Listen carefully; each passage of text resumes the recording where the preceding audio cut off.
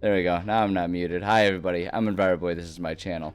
And now that I have stopped embarrassing myself, welcome. We're gonna do some writing today. It's been a minute.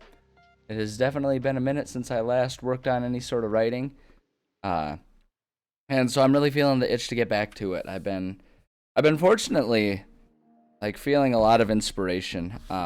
I've got some other new projects that I'm working on off stream, and that's just kind of getting me in that mood to be creative. I've got new ideas about how I can further improve the stuff that I work on, and that always gets me excited to do more writing and everything. So it's a good situation. It's a good situation to be getting back to it.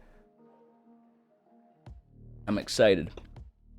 Hopefully everyone's having a good day out there.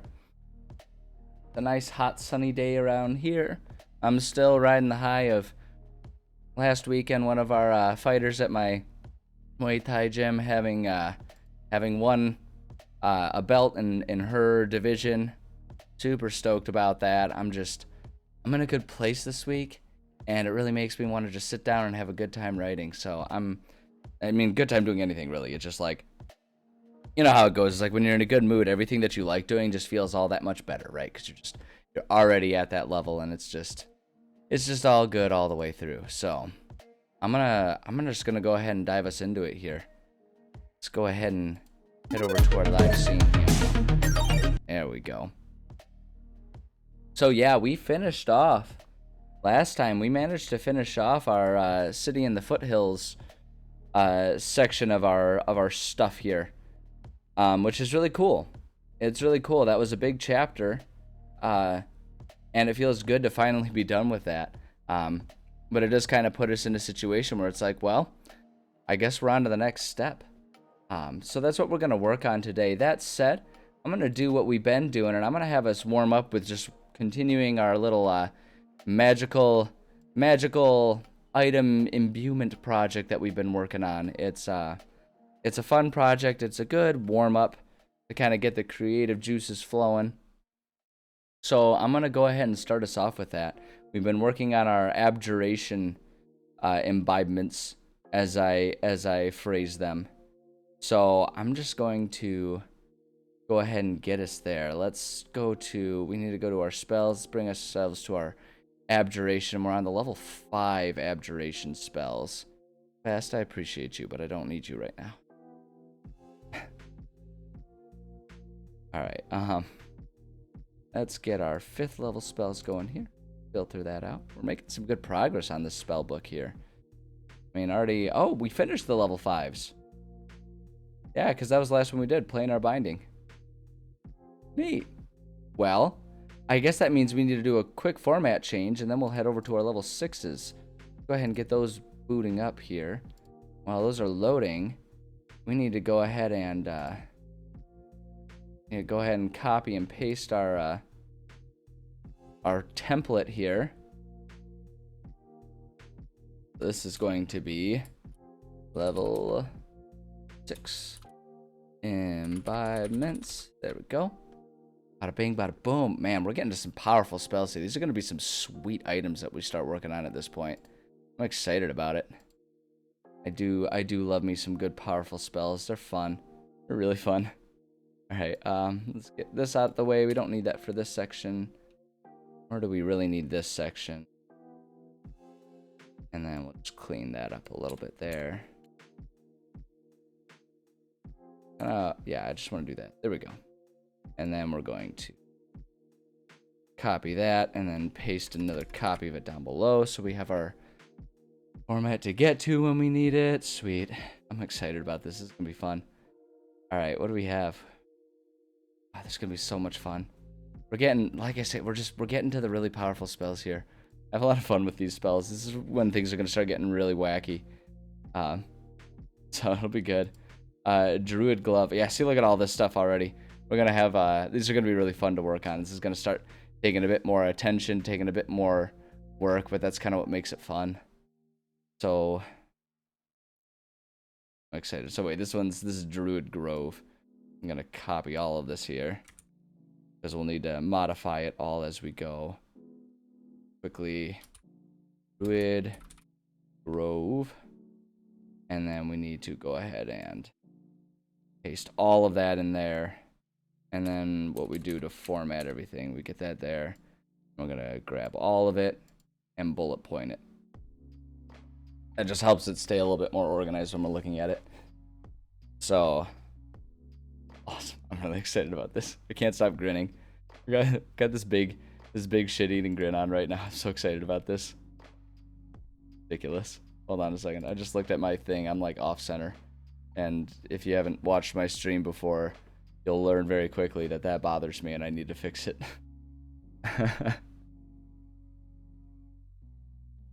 All right. Let's start our modifications here.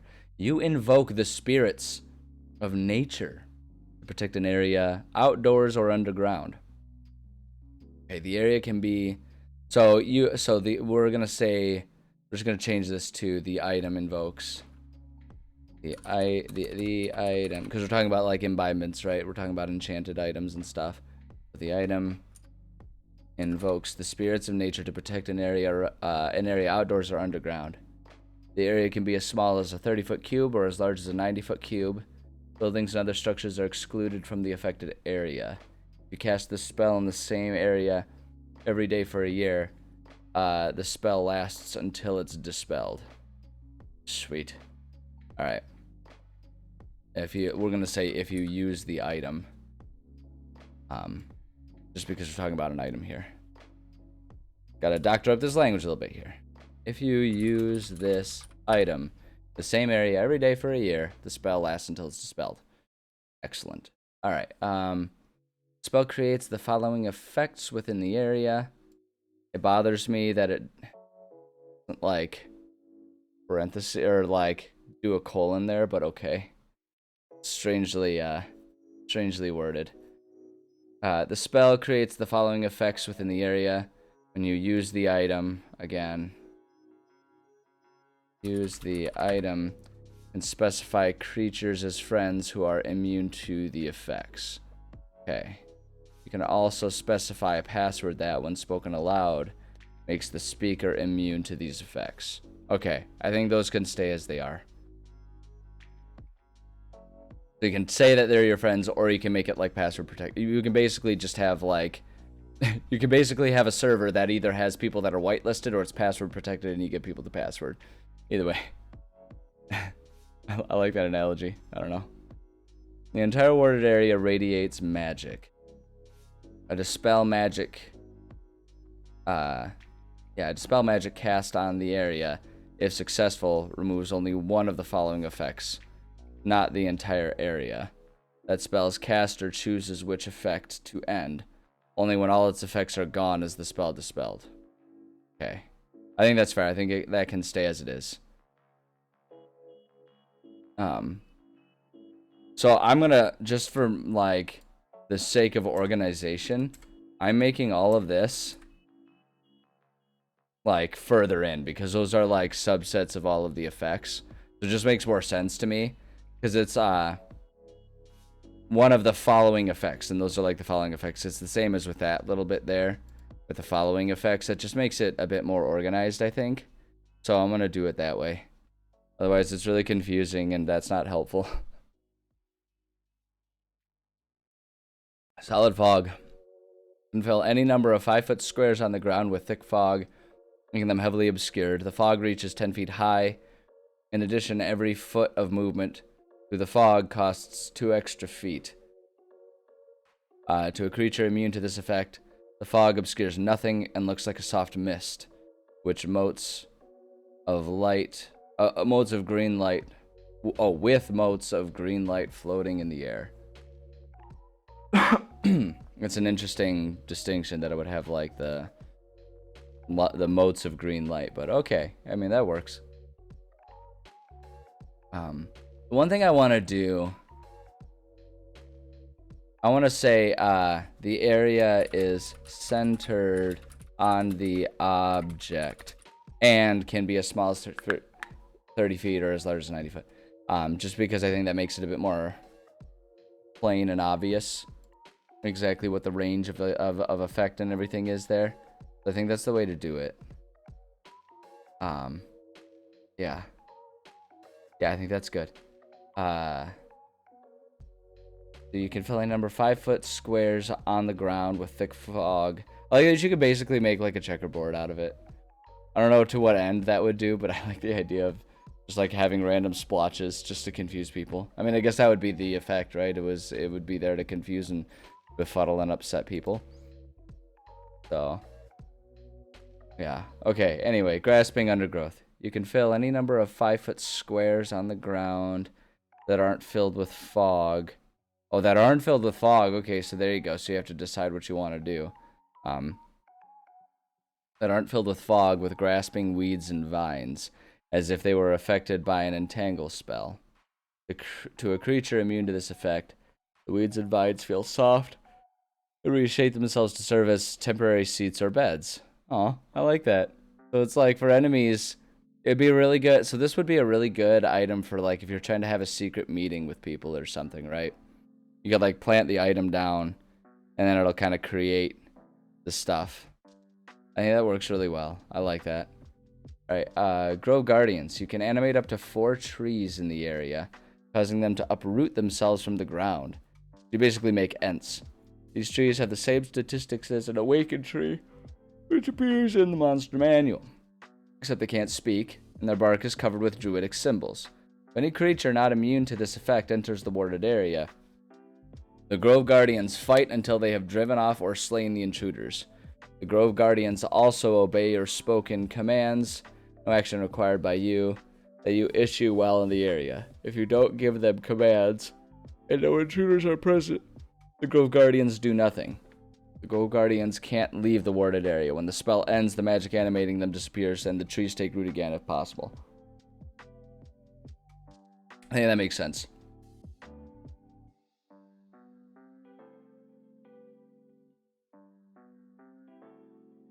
Yeah, I think that makes sense. Yeah, I'll just kind of, like, the item will make any nearby trees just sort of stand guard over the area. I think that makes sense. That's perfect. I don't think we need to worry about it. Anything else other than that. Excuse me. I'm having a little bit of that, like, situation where I can't quite tell if I have a cold or if I just have allergies right now. Where it's just like, I'm just a little extra phlegmy, and it doesn't really make sense. I haven't been around anyone who's sick, as far as I'm aware. So, I don't know. It's weird. Anyway, that's why I'm gross. Just figured I'd throw that little anecdote out there for anyone who doesn't care. Okay, additional spell effect. You can place your choice of one of the following magical effects within the warded area. Constant gust of wind in 2 locations of your choice. I don't like that it doesn't specify the size of the locations.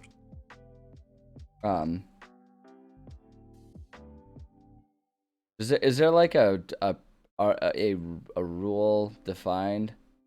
Hold on. I'm gonna get a new tab going on here. Gust of wind. Like, does it... Yeah, okay, so it's using it like a spell. A line of strong winds 60 feet long and 10 feet wide blasts from you. So I'm assuming it meets... It has to stay within those parameters. That's what I would guess. Oh my god, I'm sorry. Oh, yawning. I blame the work meeting. It put me to sleep. It was boring. It was really boring. I'm pretty sure it's a lecture that I've actually sat through too. Like, there were definitely a lot of slides that were really familiar, but they have us do so many training modules, you can't keep them straight. And, like, it's hard to remember which ones I've been to and which ones I haven't, which I guess is just evidence that it's good for me to sit through them again if I can't remember the stuff well enough. But, I don't know. Anyway. Spike growth in one location. Oh, yeah, gust of wind. It's like, these are going to be referencing the spells. So, spike growth, wind wall, in 2 locations of your choice. I'm just going to... all of this stuff. And link, we're going to remove the links. Okay, well, gotta remove some of the links. Not helpful. The link. I just don't like the links sitting there because sometimes they break and then it just makes everything look and feel sloppy. I think. Well, like, you know, here, let me click on it. What happens? I guess I shouldn't do that. I think about it. If it like links to the page, then that's a reason not to, right? I'll leave it. I redo that. Okay, there we go. Yeah, so we'll just leave those, I guess. Wind wall in 2 locations of your choice. To a creature immune to this effect, the winds are a fragrant breeze, and the area of spike growth is harmless. Okay, I'm gonna put that one there. Fragrant, gentle breeze, like the blooming of the cherry blossoms. It's beautiful. Anyway. Yeah, I think that's pretty good. I mean, this is a really easy one to turn into a, enchantment.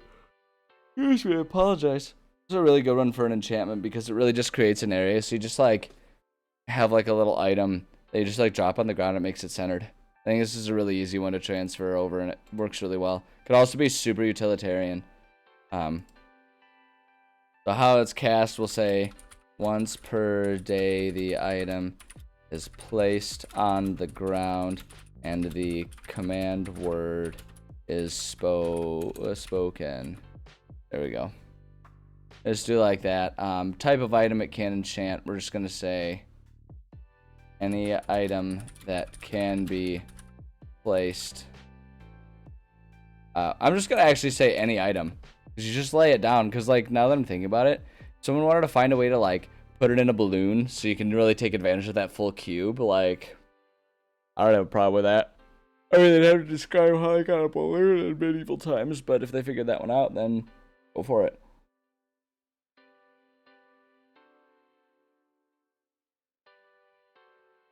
Well, that works really well. I like that. Great mechanics. So how it's cast once per day. The item is placed on the ground and the command word is spoken.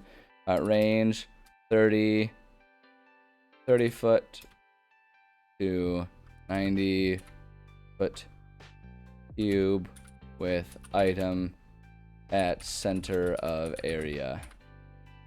How long is the duration for this thing? It's pretty long, right? Because, like, if you just redo it, it usually means, oh, the duration is 1 minute. Oh, wait, that's gust of wind. That's why. Okay. I was like, wow, that's really short. But yeah, no, 24 hours. That makes more sense. That's a lot more logical. That makes more sense. I'm glad I thought to question that. Duration 24 hours. I don't think this has anything. Yeah, we don't need any of these. Those are fine. I don't think I have any additional notes. So for the example item, now we just have to come up with an example item. And I'm thinking, my first thought is just to do like, have like an item called like a council stone. Where it's like it can be placed on to kind of create an emergency meeting place for like a council or something where there's like a certain amount of protection or whatever. So I'm gonna just call it the council stone. Council Stone. The Council Stone, eh? Alright, actually, before I commit to that, I want to look at my notes on this and make sure I'm keeping everything sort of where it needs to be. So, world famous. These items are truly the items of legends. They are beloved items of world fame owned by champions known the world over. They strike fear and awe. I noticed a typo. I wrote this months ago. I'm just now noticing this typo. I'm not a copy editor. They strike fear and awe in the hearts of those who encounter them. Wars have been ended by the stroke of a weapon of this nature, and sometimes the power of the gods themselves is invoked in an item like this. These items are usually very special gifts or very special requests. Oftentimes, like another typo. My God. The cost of these goes beyond simple monetary value. These items will have special names and would be highly valued as part of a museum or personal collection. Okay, yeah, so I gotta come up with something a bit more creative than just like, you know, the item of items or whatever. Yeah, okay. So let's call it I don't know, I still like the idea. Let's call it the so like my thought is, if this is gonna be like this almost needs to be like a Robin Hood focused item, right? Where it's like someone who's having meetings out in the woods in secret would have this item. So like I feel like the name of it needs to be something like, I don't know, the Secret Council Stone, or you know, so and so's Secret Council Stone, or whatever. We're just we're just gonna call it the Stone of Protected Council. Okay, I have an idea for this.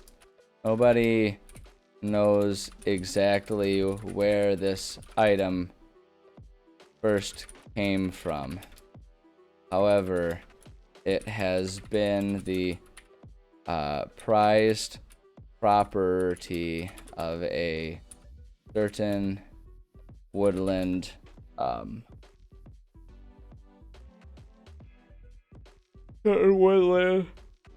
society that would have its whereabouts and activities. There we go. Activities unknown.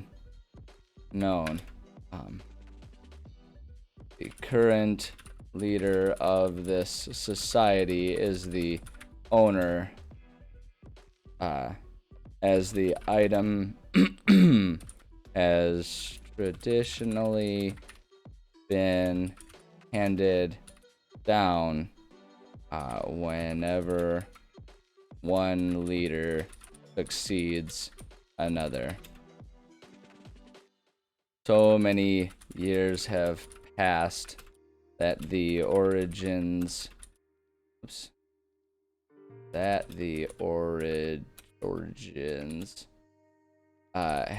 been lost. Let's say, but the stone remains coveted. I think that's good. Yeah, have its whereabouts and activities unknown. I think that kind of explains how they were using this, but I think just sort of the nature of the item itself is pretty inherent too. Oh, excuse me. My goodness gracious, it's one of those days, man. I'm telling you. But no, I think it's kind of self-evident how this thing works,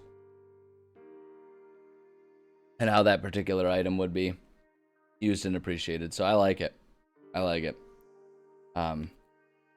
Great. So now we get to do our sentience, which is always my favorite part. I always really like doing this part. So if it's a good item, remember, as always, it does a little something extra for the user. Hey, Spesh, how's it going? A good item is like it does something extra for the user, and evil is it does something extra mean to the not user. I don't know, the enemy of the user, whatever. So I'm thinking for this one, Good. So for the good, we'll say for this one is extra determined to keep secret the members of the party within the area of effect. I think what I'm gonna do is to any creature not immune to the effects, the area within is in dim light. So it's like it makes it extra hard. Like there's the mist, but then it also makes it hard for them to see. I've seen Z Bashu on YouTube. It does not sound familiar. Doesn't sound familiar. I could just be forgetting something that I've seen, but that it's not ringing any bells. Alright, if it's evil, my thought is that like all of the like undergrowth or whatever is particularly tenacious. Although see, now this actually kind of fits the evil, where it's like it does something bad for enemies. So I think what I'm gonna actually do is good. But I'm gonna change this to creates an aura of healing around those immune to the ward. Players can receive an additional I was gonna say an additional hit dice of recovery for like every hour that they're in there, but that's kind of a silly one because after a certain point they'll just take a long rest if enough time passes. Like they'll just take a long rest and then get all of their health back anyway. So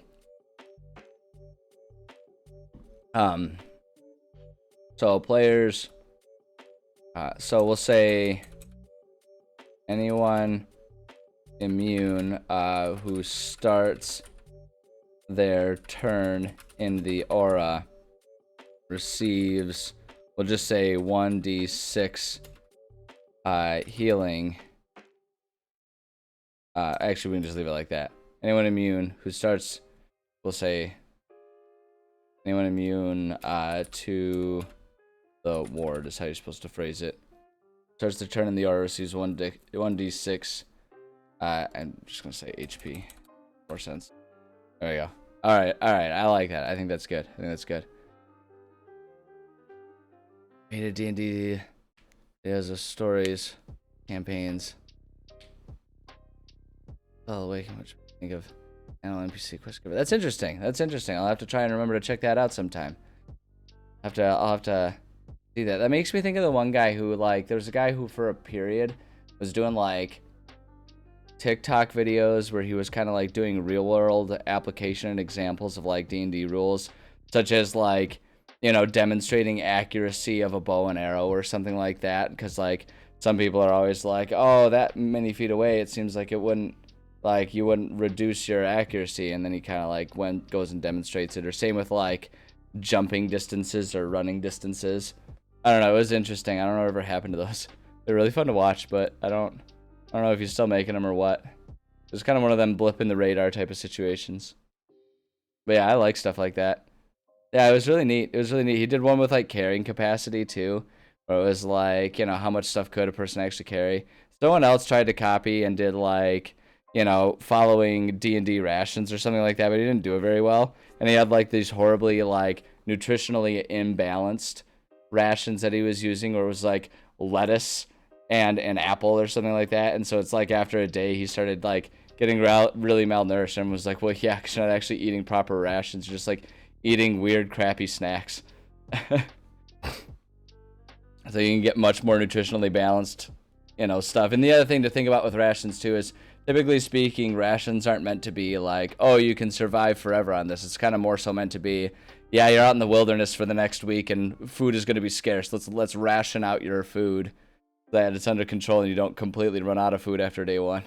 So it's like you're going to be at a deficit. You're not going to be comfortable, but you're going to survive. But yeah, no, I don't know. Just the general concept I think is really interesting. Even if execution sometimes leaves something to be desired. All right, so evil. So this is where I kind of want to go with those effects where it does something extra bad to intruders. But I actually kind of what I want to do is I think I might actually go for the grasping undergrowth. And what I'm going to say is the grasping undergrowth is U8 undergrowth. Okay. Anyway, grasping undergrowth is particularly determined. We'll say undergrowth can exist in spaces where the mist or where the fog is present. Because like the standard is that it doesn't, like, if there's fog you can't have the entangling undergrowth and vice versa. So I think we'll just make it so it's like, yeah, no, you could do both. They could be in the mist and totally like just trapped in there. You know, why not? It's a magically imbued item that has its own personality. Of course it's going to be a powerful item. Come on now. Great. So lawful I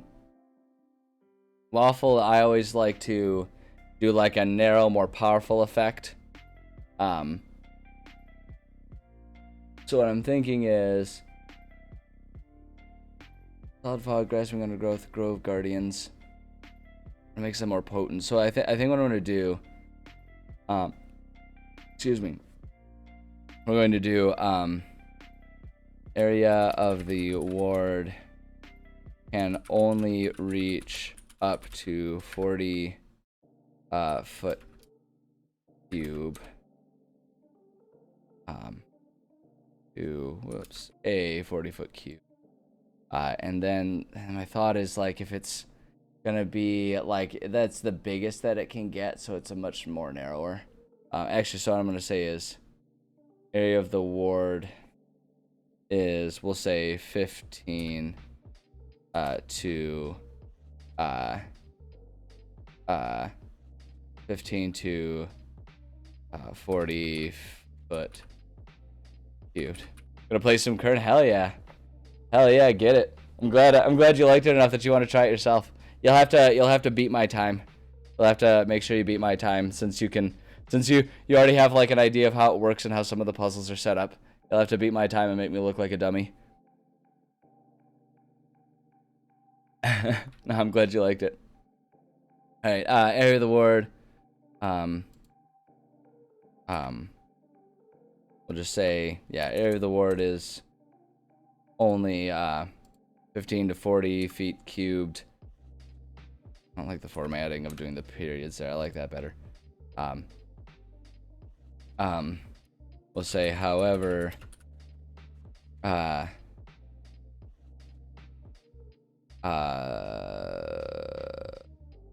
however, the fog automatically. Actually, you know what we're gonna say? We'll say, however, the undergrowth and fog can exist within the same area. So it's like, it's kind of like that first one, but it's just like a narrowed down space, which is why I think that it's gonna be I think it's gonna be a reasonable change, because you're kind of getting two effects. And then the chaotic is again, I always like to like broaden and reduce the strength of it in some way. So I'm gonna say area of the ward is, so we're gonna say 30 feet to I'm gonna make it up to possibly 120 feet. Actually, you know what? I'm gonna change this. We're gonna change this to 60 feet to 120 feet. It's not 600 feet. That's weird. It'd be weird to like phrase it that way. 600 to 120 feet. No, you gotta like flip them, right? Anyway, area of the ward is 60 to 120 feet. So it's big, and we'll say, however,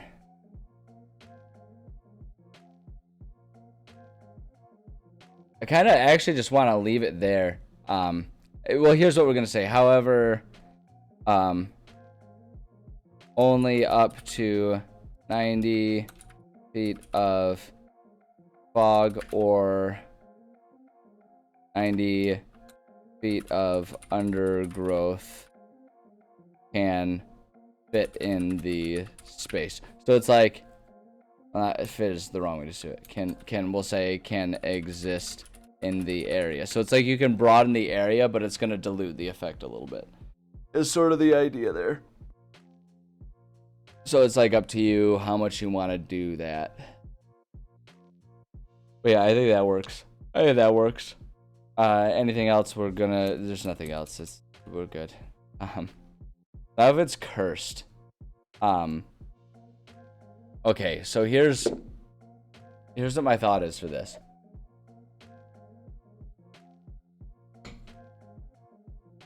So we'll say. So I guess what I'm thinking, I know what I want the problematic side effect to be. I want it to be that if it exists longer than a certain amount of time, the area will become hostile to anyone in there, not not just the people who aren't chosen to be immune to the effects or whatever. Like it can affect all of them is what I kind of want it to do. So I think what I'm going to do, so for the extra powerful benefit, I think what I'm going to do is, let's say the item always fills entire area with fog and entangling fog with entangling growth. The item always fills the area with fog, and entangling growth. And what I'm going to say is, let's see, Grove Guardians, you can animate up to 4 trees in the area.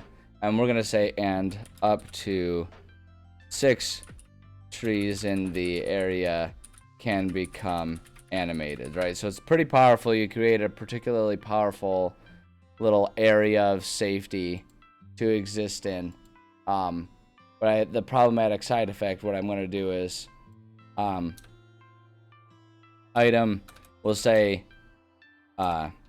if the spell is not dispelled within 24 hours, the area becomes hostile to everyone, including those originally chosen to be immune or given the password. So it's like no matter what happens, like this thing will eventually turn hostile towards everyone. We'll say, here's what we're gonna do. Here's how I'm gonna structure this. To everyone, we'll go ahead and put the parentheses here. And then we'll say, for the next 24 hours and cannot be dispelled during that time. So it's like if you're not careful, suddenly you're getting entangled and being assaulted by 6 animated trees. So it's like you gotta watch out. And the thing that's always fun about these types of cursed items is that, like, there's no indicator that they're cursed, is the idea, until you use it and realize the thing doesn't work right and that you can't get rid of it. Like, those are the ways I like to do that. I think that's good. And then the last part is what it takes to remove. We'll say must be removed magically. If player tries to leave the item behind, it will self-cast and consider the owner and their allies hostile. So it'll like just immediately start doing that on its own if you try to ditch it. I think that's really good. I like that a lot. I think that's a really good one. Sweet. Okay, yeah. I like it. I'm really pleased with that. Okay. I need to run to the bathroom real quick, and then when I come back, I want to do one more. I do want to get to working on our campaign a little bit, but I want to do one more of these enchantments because they're just so fun to do. So I'm gonna run to the bathroom, probably refill my drink, and then I'll be right back. So I appreciate your patience. I'll be back shortly.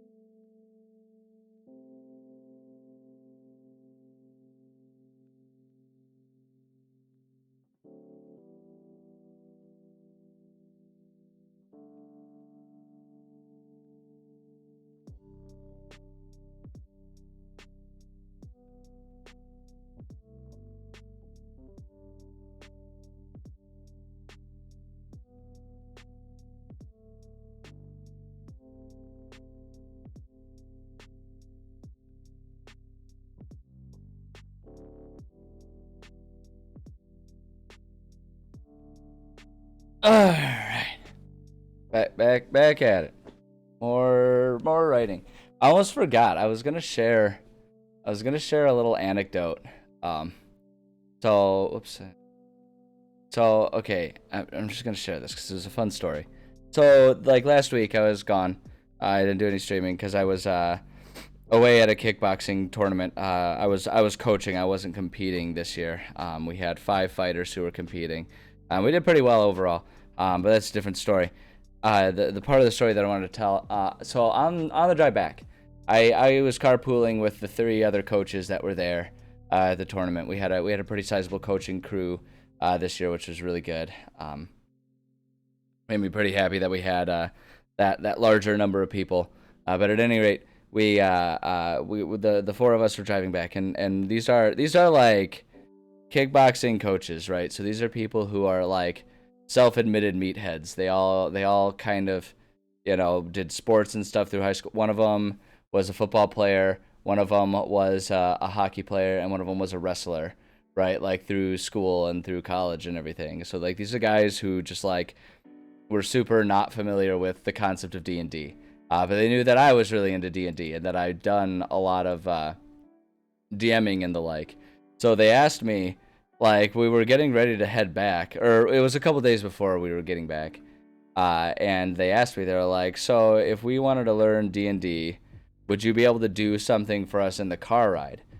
And before really even thinking about it, I was like, yeah, let's do it. Just because, like, the fact that they showed interest in it, I was like, oh, hell yeah, we're going to go ahead and get this going. And then it occurred to me, later that evening when I was like, okay, yeah, I should sit down and write a little something. I sat down and I was like, oh, how the hell am I going to play D&D in a car? Like, we can't have battle maps. They don't know anything about it. They're not, like, one of them's going to be driving. They're not even going to be able to handle character sheets or anything. I was like, how am I going to do this? So I ended up inventing a really, really simplified version of, like, D&D for us to play as a group. And it ended up working out so well. Like, I don't know how to describe it other than just saying, like, it was a ton of fun. And it was 100% reliant on basically, like, theater of the mind and yes and activities. And I just, like, I should I should probably try and like write up just a basic format of how I set it up, so that I can like share it with people and they can just kind of see, because it took 1 page of a lined notebook for me to write this up. 1 page of a lined notebook and a few index cards that we used as character sheets. But basically what I did is I simplified character sheets down. First thing I did was I just created archetypes. We had a wizard archetype, a melee archetype, and like a crafty wordsmith archetype is basically what I did. And I distilled their characters down to some real basic stuff. Namely, I just only used the 6 attributes. We didn't use any of the skills, right? It was just the attributes. The idea being that whatever the most applicable attribute was to whatever they wanted to do, we'll just use that rather than having to keep track of like 50, skills or whatever while trying to drive. So it was just like real simple.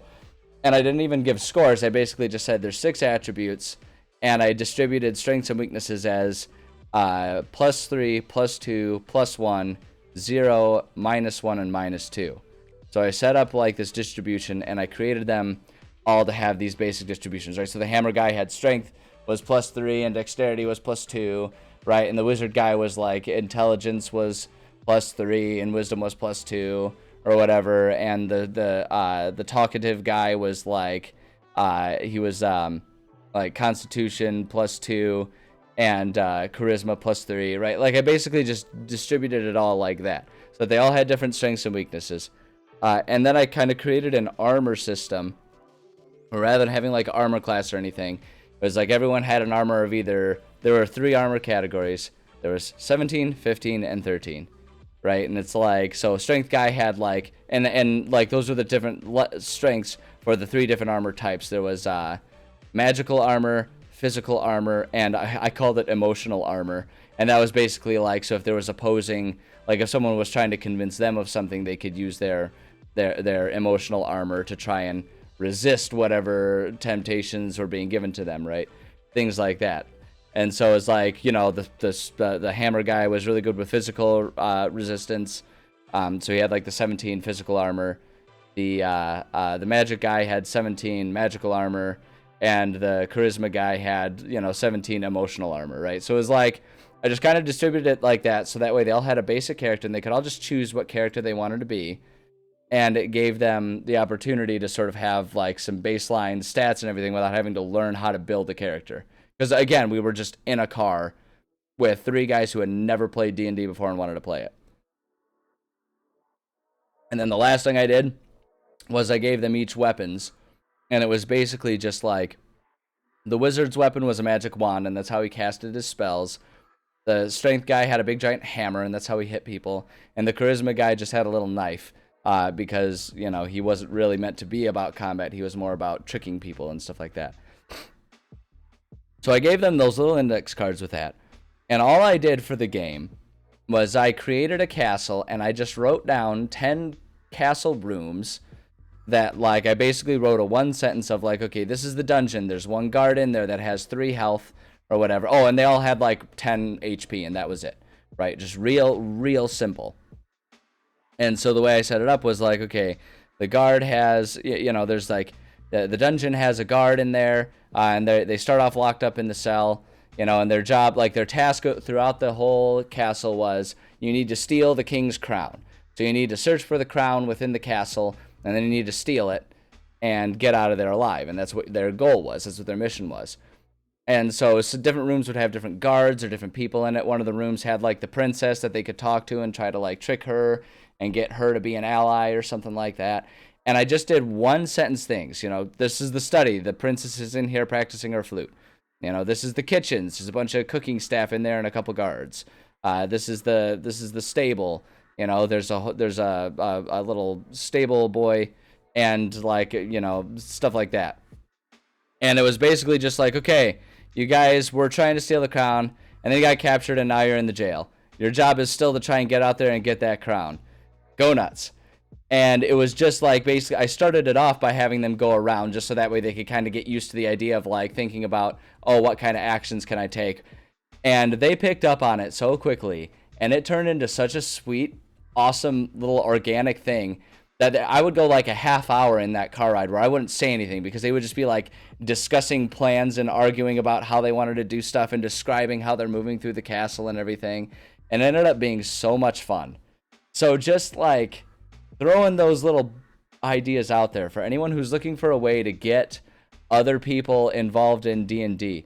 You don't have to dive into a full D&D game, because they ended up loving it, and they were all like, yeah, we definitely need to do that for future car rides like this where we're going to different, tournaments or events or anything like that, and we're all in a car for a long period of time. So just, throwing that out there.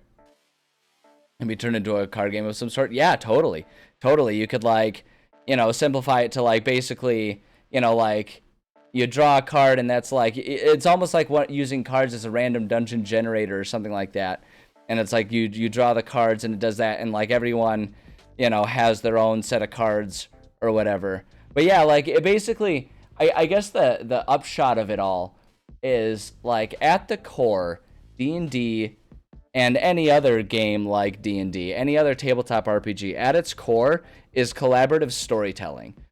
So as long as you can create ways for people to collaboratively tell a story, you can create ways that'll get just about anyone involved and interested in the hobby, because they absolutely loved it. And I was absolutely impressed with how well they took to it, because like I say, we're talking about 3 guys that have just been all about sports and kickboxing and stuff like that their entire lives, and they've never done anything like this, and they were curious about giving it a shot. And they took to it so well, I swear. The amount of role-playing and just shenanigans they were coming up with, just sitting there in a car, they were more animated and into it than half of, the people I've played with who, sat down intentionally wanting to play serious D&D. They just immediately were into it.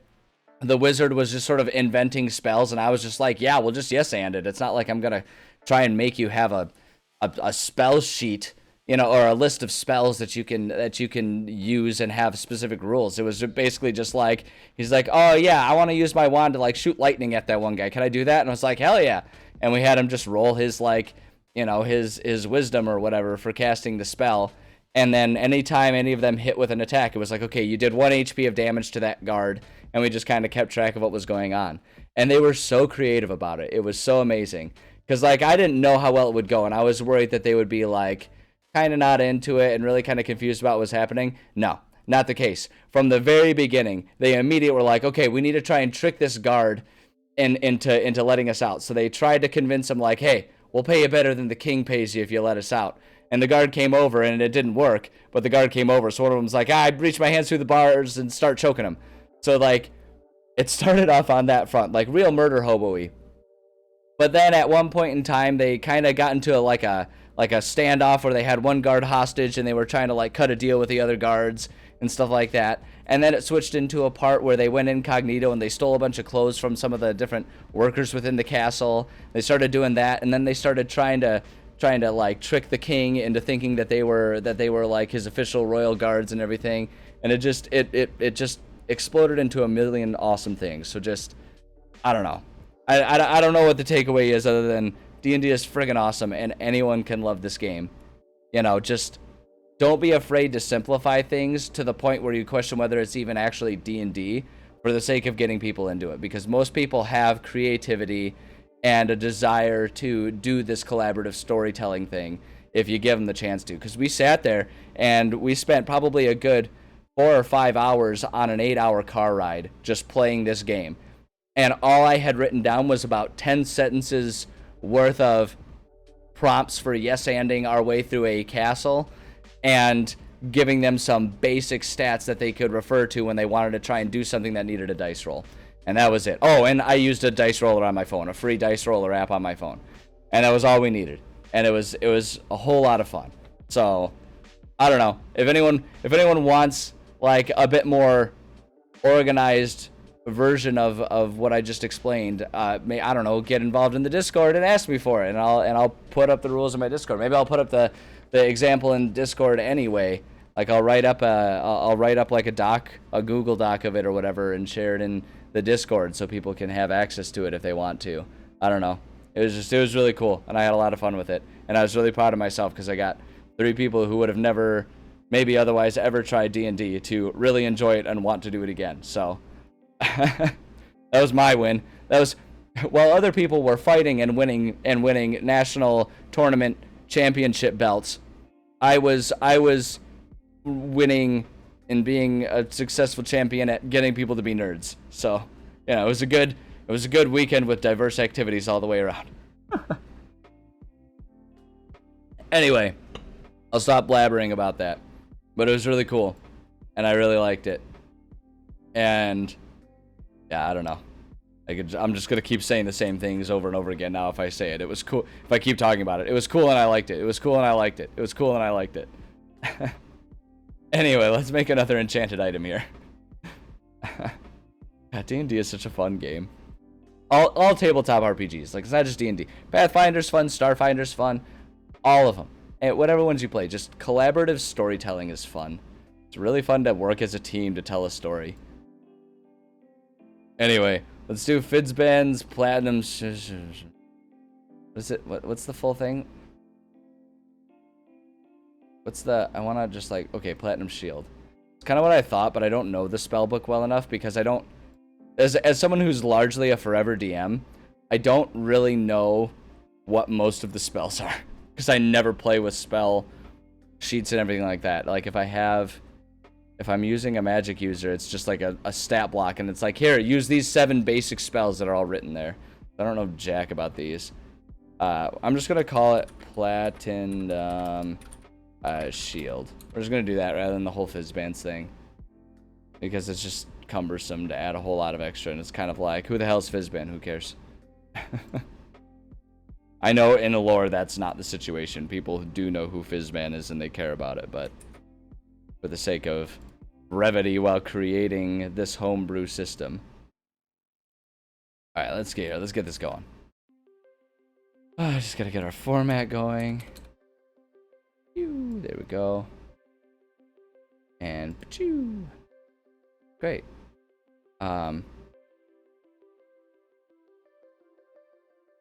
Show on your shoulders this summer for that fun collaborative storytelling. Yeah, that's why I do everything.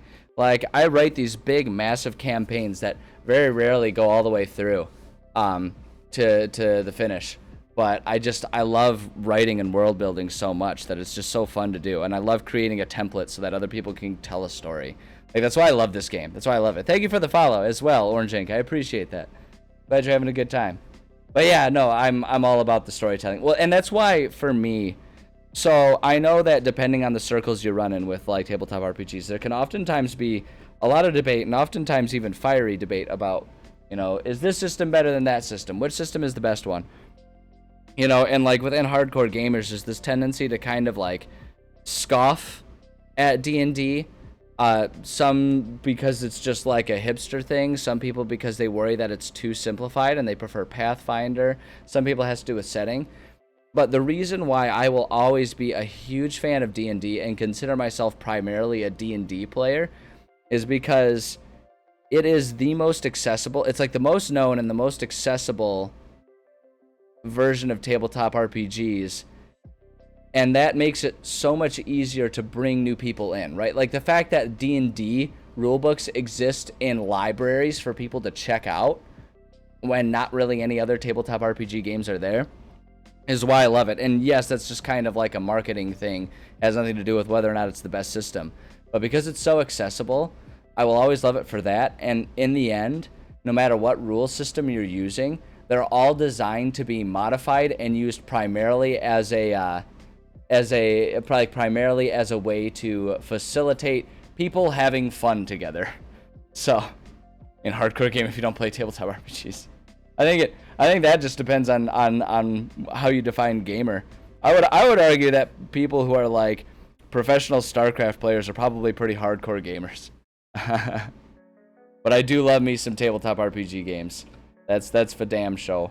That's for damn show. But yeah, no, just like in the end, the important part is just telling a story and having fun with your friends. So I've never really gotten into the whole debates over which rule system is the best, because it's like the best one is the one that you and your friends like playing the most. That simple. That simple. I do D&D because, like, I write all my stuff in D&D because it's the most accessible, which means it's the most likely one for me to be running a game in, whether I have experienced or new players, right? It's the one that is the most accessible to everyone, because even experienced players that might roll their eyes at D&D, if they are friends of mine and they want to play and they're like, all right, well, I guess we're playing D&D because we have a few new people. As soon as, you know, they get over those first 20 minutes of session 0, being like, I can't believe I have to make a D&D character, we all start having fun, because the fun part of it is just telling a story. So, I don't know. Thanks for coming to my TED Talk, I suppose. Let's create this platinum shield situation here. You create, so first off, the item creates, because we're talking about an enchantment here. The item creates, this is the other reason why I love D&D, because they, like, encourage you creating rule sets. So it's like, yeah, there's an enchantment system in Pathfinder, but with a little effort, you can create one in D&D, and it's just as creative, if not more creative, because it basically says, like, hey, here's some basic rules. Go nuts with them. And it's like, great, I can do that. That's, don't, if you're gonna twist my arm about it, I guess I'll go ahead and have fun with these things. But at any rate, again, off the soapbox. The item creates a field of silvery light that surrounds a creature of your choice. So instead of a creature of your choice within range, I think this one is going to be best served, if we're talking about an enchanted item, surrounds the creature holding the item. The field sheds dim light out to 5 feet. While surrounded by the field, a creature gains the following benefits, and I want to, just for the sake of organization, tab these in a bit here.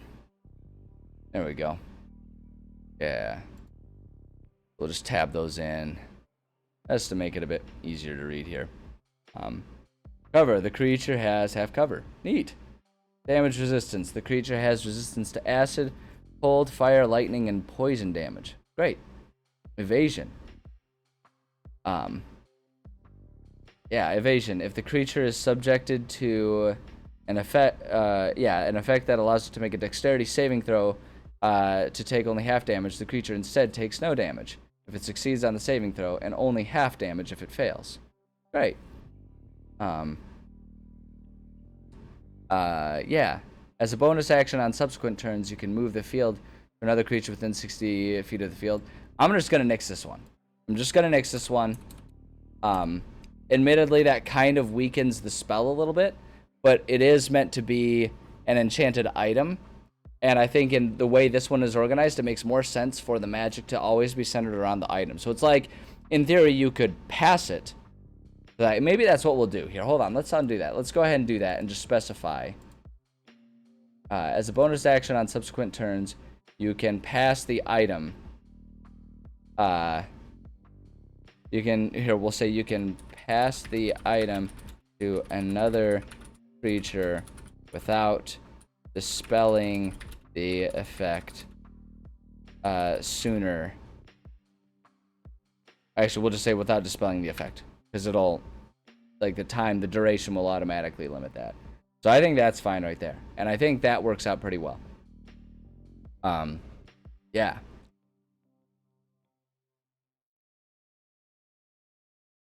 Yeah, I like that. I like that a lot. I actually think this is a really cool item. Basically just like it's like a force field generator. It makes me think of like the little force fields that they have in like in Dune. Right, where they have like those little energy field generators that like aren't completely impermeable, but they make it's the reason. I always thought it was such a cool concept in Dune. Because like everyone always kind of goes with the like, oh, it's a force field generator that even bullets can't go through. So it's like, then why wouldn't everyone just have one on all the time? It would kind of nullify the concept of weapons, right? And it would like, I feel like it would kind of force peace through like a forever Cold War, right? Like if everyone was just always immune to every weapon, then there's no need for conflict. You know, and it's like they kind of always get around it. Well, it's like, oh, well, the charge runs out. Or it's like, oh, if it takes enough damage, it dissipates. Like, I guess. But I always really liked Dune's approach to it, where it's like you have that force field generator, but the way it works is it works by blocking momentum. So it saves you from bullets, but not from just like swords and blades. So it like kind of brought back the world of swordplay, because suddenly that was the more viable way to like assassinate someone or something. I always thought that was a really cool concept of it being like you can't, like you're not immune to all damage. It just changes what types of damage you have to worry about, because the average person would be worried about, you know, a sniper taking them out from a million miles away. But now it's like, no, you got to worry about an assassin coming up from behind and stabbing you in the back still. I always thought that was really cool. And that's just kind of what this is making me think of. Kind of arbitrarily. It doesn't really make a difference, but you know what I mean. Save disadvantage. They'll directly get blinded. I like that idea. I actually like that idea. We'll revisit that freshly baked croissants. I like that. That's a good one. Special all out of momentum. Is that to say that you're just sitting still for the rest of forever? Is that what you mean? Which honestly sounds kind of awesome. Like, if I could do that without having serious medical issues, I'm in. No, that's not true. I like rock climbing and kickboxing too much. I would still get up and move. But for the sake of the joke, I like that. Oh, you're stuck on Quern already? You gotta keep going with it, man. It's such a good game. Just keep trying stuff. Eventually, because once one thing clicks in that game, like once one thing clicks, like that'll cascade 3 or 4 other things. And then you'll be like, oh, okay. And then you'll hit like another roadblock, right? Gotta stick with it. Puzzle games are so good. I love puzzle games. Doing the skull lights. Oh, yeah. I remember that one. That one took me a minute. But I got there. I don't want to give you any, I don't want to give it away. You can go, if you want the answer, go watch the VOD on YouTube. Somewhere in there, I solved that one. the hidden cell. Go watch my YouTube channel. No, I wouldn't sell that. I don't get any money for it. I'm not famous enough to get AdSense revenue from that. Alright, anyway. Yeah, honestly, I think this is good as it is. I don't think we need a whole lot else there.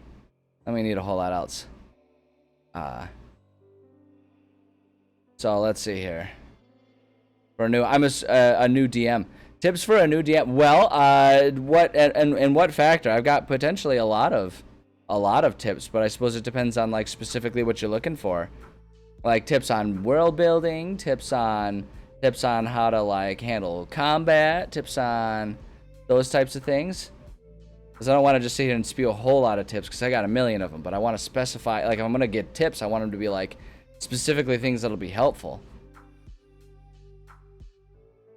Evil, the wearer gets blinded for a round after using it. So with the evil stuff, so with the sentient stuff, it's always about helping the user. So the evil is it does something mean to the enemy, whereas good is it does something helpful to the user. So like the what you're doing is almost something more that I would use for like a cursed item. All right, let's see. But I want to get the example item here. Because my thought here is I just kind of want to come up with a name and just like a random guide's name. So we'll call it Hugo's Ring of Light, or Hugo's we'll do Shielding Ring. There we go. It's how to act so the story moves forward. Well, that's gonna really depend on like how your players carry things. I guess like the most baseline tip is try to have a lot of prompts prepared. So like if you're playing with people that are struggling to find momentum and know what to do, like make sure you've got like an NPC or something in your back pocket that can come in and like nudge them along. I guess would be the best thing. 'Cause like, you know, people always go on about how they don't want to be railroaded, and that's fair. But if you get a campaign that's like stalling out, you need to have some sort of track for them to follow to a certain degree. So I guess that's like the most fundamental tip. Permanently finds an enemy, failed con save, or already blinded. Possibly. We'll get there. Okay, so Hugo Shielding Ring. and we'll say an ancient hero remembered only as Hugo, gained world renown as one of the first known soldiers to harness the powers of holy magic. He had a ring that was imbued with this spell and would utilize it in battle to great effect, having seemingly divine protection from enemies on the battlefield. There we go. There we go. Perfect. Natcha97, thank you for the follow. I appreciate that. Glad you're having a good time. All right. Yeah, that's good. That's good. Simple, basic, perfect. Excellent. Mechanics, how it's cast. I'll just say once per day when the command there it is, command word is spoken. Range only impacts wearer. Oops. Wearer, there we go. Beautiful. Yeah.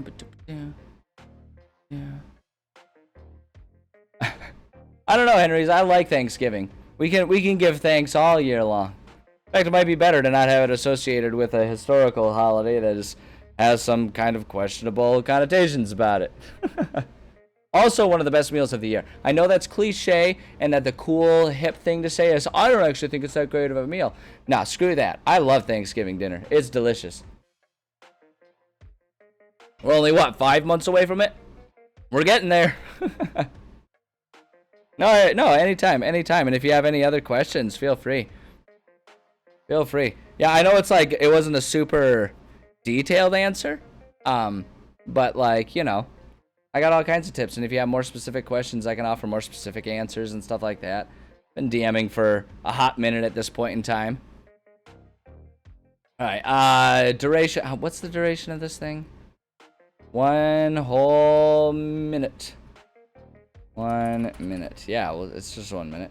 I don't think we need to worry about those. I kind of just want to eliminate those from the template altogether. I almost never use them, but occasionally it is helpful if there is something where it's like it requires a saving throw or something like that. So, all right, hold on. Okay, I want to go back to those like evil and good and chaotic things. Yeah, I liked the chaotic one. Hold on, I'm gonna scroll back up here and see what you had to say about like the chaotic option, because I like that one.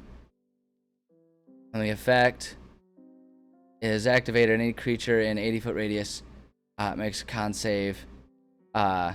Disadvantage if the people are directly looking at the shield get blinded. Yeah, I like that basic idea. I think what I'm gonna do with it though is I think I'm gonna narrow it just a little bit. We're gonna say I'm gonna say within a 30-foot radius. We'll say creatures within 30 feet are 30 feet are. What's up, kitty? Are you begging for food right now? It's very early. Do you want to come up? Do you want to come up and say hi to everyone? You're much more popular than me. People get very excited when you're on camera. Come here. Come on up. Come on. Kitty, psst, psst. Here. Yeah, come on up. You can come up. Don't just sit there and stare. Either come up or leave me alone. She does this thing where she comes over and starts meowing like she wants something, and then just sits there and stares like a cat does. And it's like, look, either come up. There she comes. There she is. It's like either get up here or leave me alone. I know, kitty. Hold on. Say hi to the world, kitty. No, don't leave. There she is. There she is. Say no. Look at the camera. Say hi. She doesn't understand framing, but she's cute. She's got the spirit. I know. Hi, sweetie. Are you gonna stand right in front of the monitor so I can't do any more writing? Is that what we're gonna do? Oh, we're gonna lay down in front of it so that way I get hair all over my mat. Beautiful. Are you licking the mat? What is wrong with you? It is so early, too. She's acting like I haven't fed her in ages. It's like 2 hours before dinner time. We're pretty close to breakfast practically right now. Yeah, there you go. Bump the mic. Bump the mic and make everyone go deaf. Wonderful. There she is. Okay, she's going to sit here and be my, she's going to sit here and be my copy editor. Yeah, are you going to be my editor? I know. You're a good kitty. You're a very good kitty. You're very sweet, and I love you very much. That's fair. That's fair, Henry.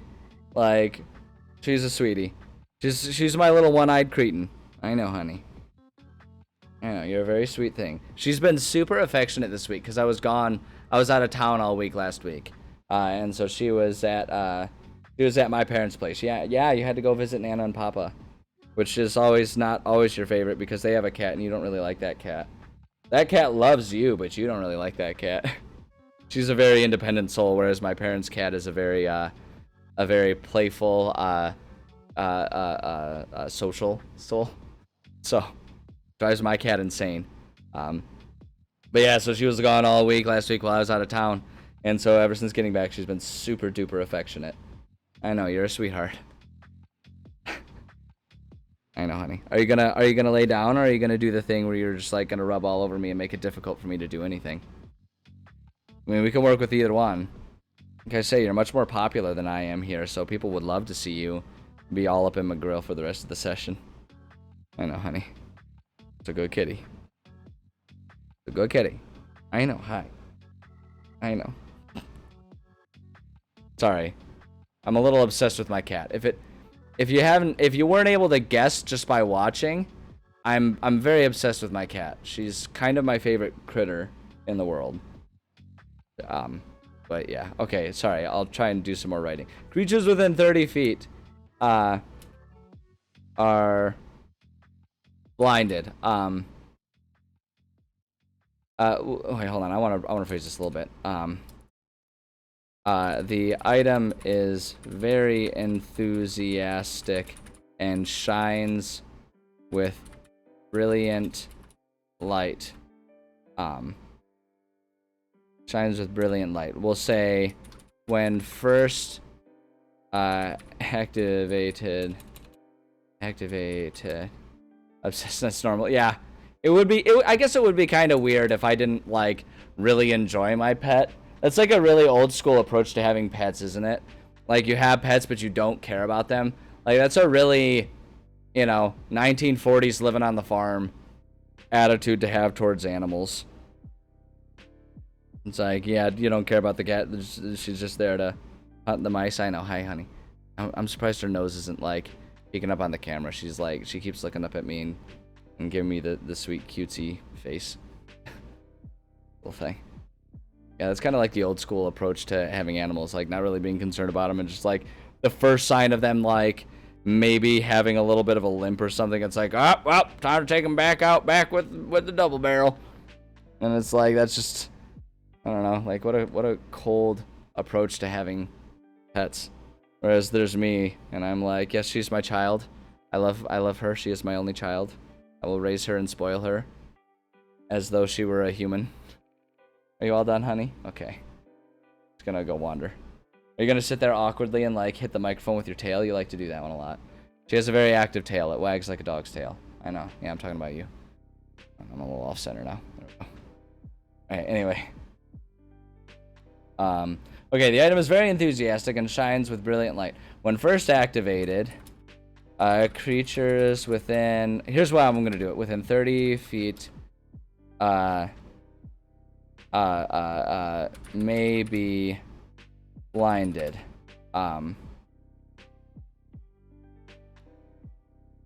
We'll say, we'll just say, then 30 feet... 30 feet are blinded. We'll just do that. And, like, the idea being, like, if there are friendlies nearby, the person could, in theory, just, like, say, like, grenade out, and, like, everyone turns and closes their eyes because they know they're about to, like, let off a flashbang, essentially.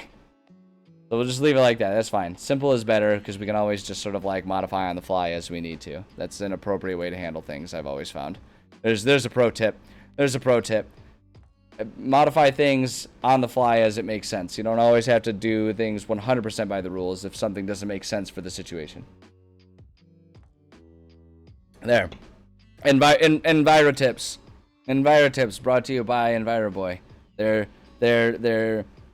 They aren't contiguous, but they can be helpful in very specific situations.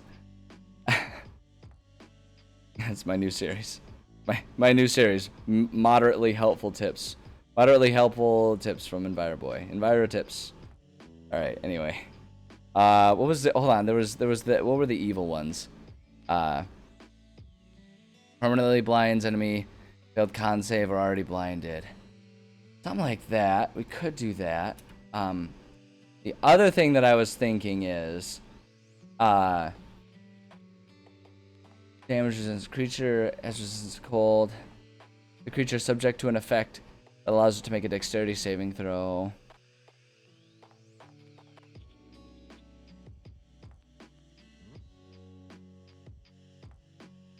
Yeah, I guess like the permanent blinding is kind of an option there.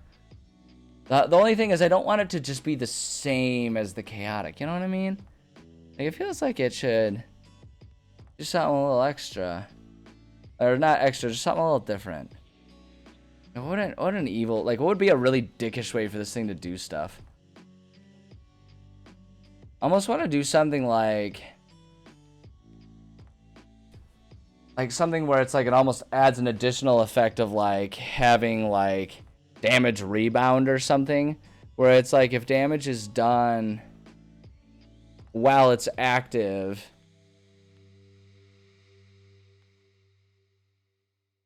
but it's like, how do you quantify how much damage? Well, so let's do this. We'll just do this. The item. Oops, hold on. The item has the chance to cause damage rebound. If the player wearing the item is if the player wearing the item receives damage, the attacker has to make a Dex save DC 16. Because it's only for 1 minute, so I think this is fine. So it has to make a Dex save. And we'll say if the attacker fails the save. Honey, your tail is right on the keyboard. It's making it difficult for me to type. It's just laying down right next to the keyboard now. You're also precariously close to the edge of the table, and if you roll and fall off, yeah, you might want to adjust that, hon. If you roll and fall off, I'm not going to catch you. I'm just going to laugh. So just, like, you know, beware. Be aware of that situation. If the attacker fails the save, they receive half of the... They receive, we'll say, receive rebound damage equal to half of the damage done to the target. Boom. So it's like, it like has the chance to do rebound damage. So it's like if you go there and you hit it, like it'll sort of like use its light force field powers to be all like, Kamehameha, and like you take some damage back or something like that. I don't know. It's such a minuscule thing that it's unlikely to happen. So even if it's a little imbalanced, like, who gives a shit? It's meant to be a really powerful magical item. It sounds rad. Make it unbalanced. Who cares? They'll just throw more powerful enemies at them. That's another pro tip. It's another pro tip. If your players are doing too good, just give them harder challenges. That's the beauty of doing your like homebrew stuff rather than just always sticking to modules. Like if your players are getting too good and they've got too powerful characters, then just give them more powerful enemies. Some people might wonder, does that take away the effect of them being extra powerful?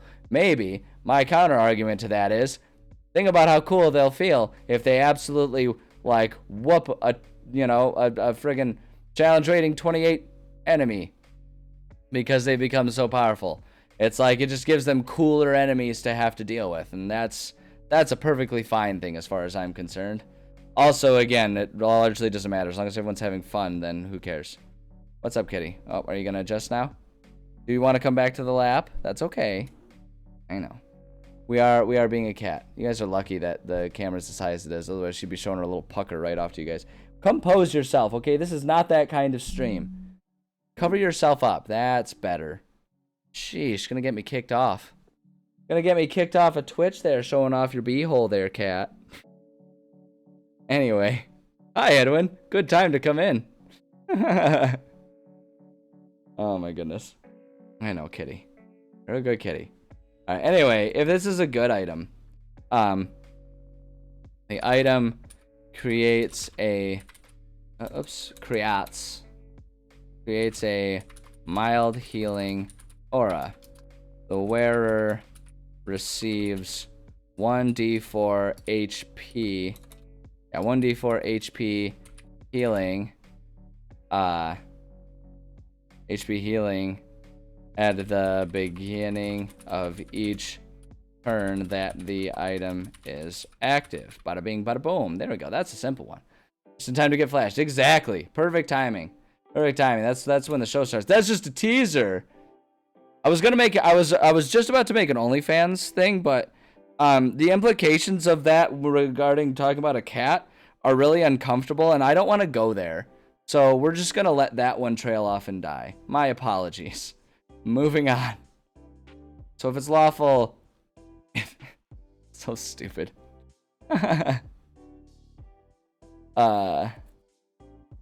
Each turn around, I guess at the beginning of each the wearer receives at the beginning of each of their turns. I suppose that's a fair distinction, because someone could interpret that to be, you know, every turn that anyone takes. I feel like it's pretty obvious, but I don't know. People do like to be rules lawyers, so it's a good call. That's a good catch. So yeah, and then if it's lawful, so chaotic is like a broader, lesser effect. We kind of went rogue with doing the blinding effect, which I like. So I think lawful, what we'll do is, actually, you know what I'm going to do with lawful? I'm going to say, the item creates a laser-focused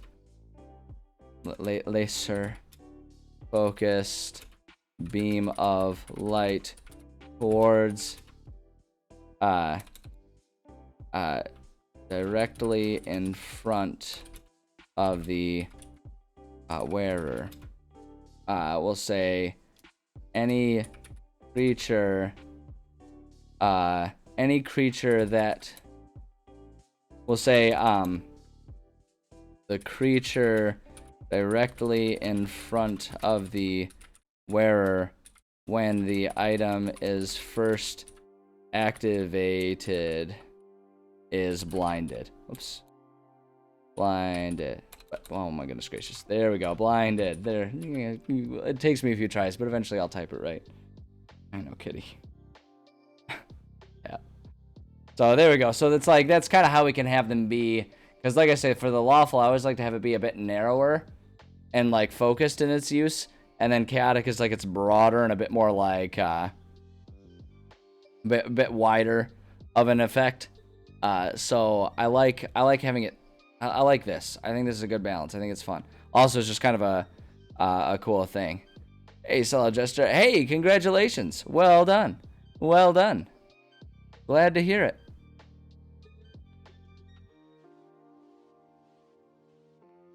That's really cool. It's a good milestone to reach. Hell yeah. All right, anything else? No, I don't think so. I think we're good there. Oh, we can get rid of additional notes. Oh, and you know what else I need to do? I do need to impact this, and we need to change this to just say, and be put on any worn item. There we go. There you go. Henry, thank you for the follow. I appreciate that. I'm glad you're having a good time. All right, yeah, can be put on any worn item. There we go. Okay, so now we have one final step, and that is if our players are working on enchanting an item with this spell, and they accidentally make it a cursed item. I love that. I love doing cursed items. It's so good. So good. Alright. Let's see here. To fall to your death if you use. Nice. I like it. I like it. I also like the implication that if you're ever doing an IRL stream, you'll just like walk out and find like a balcony or something. Like, not that I like want you to off yourself. It's just like it's an amusing thing where it's like if you're just sitting there IRL and someone does it and you're just like, oh no, and it's like that's the only option. That's what it is. Got to do it. Pull out of your chair. That's fair. That's fair. I'm just saying. Fall to your death. Like, I guess it's possible to do that falling out of your chair, but I'm looking for commitment here, man. Like, you gotta go for broke for the viewers. Where it's at. That's why I don't promise anything to my viewers. So that way I can't be any more of a letdown than I already am. Alright, anyway, if it's cursed, actually, hold on, I'm gonna undo this just to remember what all my stuff are. The extra powerful benefit if it's cursed. I know, hi kitty. I'm gonna go up kitty. You're a very good kitty. Let's see here. So I'm trying to think about what would be an extra powerful benefit. So, okay, so here's one thought that I have. We'll say when activated, the force field automatically halves any damage done by physical weapons. So it also creates like an actual physical barrier. Target with the least HP within 5 feet, even if it's an enemy. Okay, yeah, that could be kind of the problematic side effect. I don't know. I'm thinking about something a little different here. Like, I got something in mind. Stick with me here. When activated, the force field automatically halves any damage done by physical weapons. Problematic side effect. So the problematic side effect is to have such powerful effects, the item must take health from the wearer. When this spell deactivates, the wearer loses half of their total HP. So if that means it knocks them unconscious, then boom, there they go. Bada bing, bada boom. I know, hi kitty. I know, hi kitty. You're a very sweet little thing. I know, darling. You know, I kind of have to pee, cat, but this isn't going to work if you're on my lap. Because everyone knows that you can't get up if there's a cat on your lap. It's just bad karma. If you weren't aware of that, it's true. Like, you can't... If you have a cat sleeping on your lap, you are not allowed to disturb that cat. You are stationary until that cat decides that it's time to be done. Otherwise, you get like 1,000,000 years of bad luck or something ridiculous like that. Isn't that right? Yeah. I look like the kid who's trying to get away with using his phone in class, like constantly looking down at his lap. I think teachers can't see that. You're making me look bad. You're too cute. Okay, anyway. Wearer loses half of their total HP. So it's like, yeah, so you're like, basically, so it's giving you extra defense in exchange for some of your life later on. So it's like, it's kind of like, so whenever I do effects like this, I immediately think of, and this is just like where my mind goes from like the Muay Thai kickboxing that I do. I immediately think of it as being like the adrenaline dump that you'll get after a fight. So like, there's this very real effect, and like it'll also happen during a fight too if you don't manage your energy properly during a fight. But there's this effect where like your body, when you first start the fight, like it gives you this huge rush of adrenaline, right? And so you get this big adrenaline spike that carries you. But there will come a point when your body, we call it the adrenaline dump, when your body just like abandons all of that adrenaline and it leaves you more tired than you've ever felt in your entire life. And that's just kind of what I imagine this type of thing being. I've felt that adrenaline dump, and let me tell you, it sucks. Like, the worst was I felt it. It wasn't during an actual fight, but it was during a Shark Tank drill to get me ready for a fight. I felt the adrenaline dump halfway through the third round of like the shark. So a Shark Tank drill is you do hard sparring with however many rounds your fight is. You do hard sparring for that many rounds. Like you simulate the fight scenario. It's only hard sparring, so you're not worried about getting knocked out. But you get a fresh opponent each time. So your opponent is really able to bring, they only have to sprint for one round. So they can really give it to you that whole round. And so you really have to be able to like survive and manage your energy. And I felt the adrenaline dump halfway through the third round. And I stood up and I like, my hands and feet felt like they were lead bricks and I could barely lift them. Because I got dumped. I got swept, and so I landed up on my behind, and I stood back up and I felt just like my limbs just go dead. They were so tired. And my only thought was, what am I going to do? And it was one of the most nerve-wracking things. I managed to somehow find a way to keep my hands up, and I survived to the end of the round and to the end of the drill. But it sucks. It is a sucky thing, and that's what I imagine with all these things. They lose their maximum hit dice. Hit dice, they take the half HP down. Possibly, I don't know. This is a cursed weapon. This is a cursed item, and so it's like there's consequences if you don't use that. I just want to go straight up, lose half your health. Like, I just want to be like, bada bing, bada boom. This is not just like, oh, you need to take a long rest if you want to get your stuff. No, this thing takes away half your health, and that's that. You know, you get this really powerful thing. Like, automatically having you don't make a save for it, it just automatically taking half damage throughout the whole fight. But then, when the fight ends, like, if you're not managing things properly, you might pass out because of just, like, the exertion that, or the energy use that the item requires. So, I think I'm going to stick with this. Because screw the players. Fuck them. They have to deal with it. And they want to use a cursed item, then they gotta deal with the consequences. Because that's the thing, the cursed item doesn't automatically activate, right? So if they're choosing to use this item, like, they're choosing the consequences that go with it. Maybe the first time they won't know, because like there's maybe not an inherent understanding that this item is cursed when they first use it. But after a while, it's like, yeah, you get this big effect, but it's coming at a cost. And you better be ready to cash that check, bucko. I'm going to stick with it. So what it takes to remove must be removed magically if the player tries to remove the item. So if they just try to remove the item without magic, the item will drain half of their total HP and not give it back until a long rest has been taken. So it's like, if you try to get rid of it, the item's gonna be like, oh, no way, that ain't happening. It'll just take half your life. Bada bing, bada boom. The item's a jerk. It'll help you. But it expects something in return. This item, this cursed item.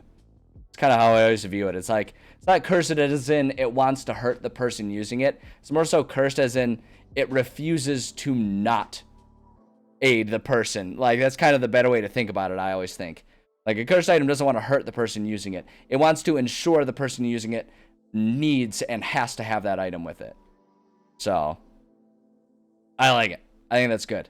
Okay, my cat left my lap, and I have to pee so bad. So I'm going to run to the bathroom real quick. I'll be right back. I'm going to refill my beverage while I'm up. And then when I get back, we're going to dive in and work on our campaign a little bit. Because we've done a couple of these items, and it's good stuff. But I am itching to get back working on the campaign. So sit tight. I appreciate your patience, and I will be right back.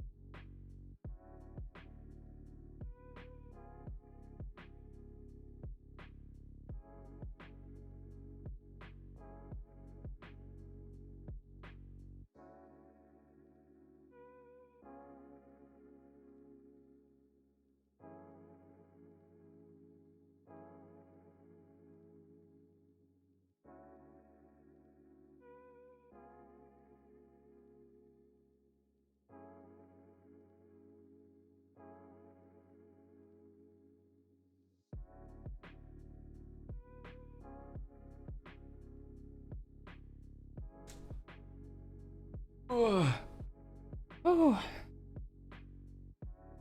All right.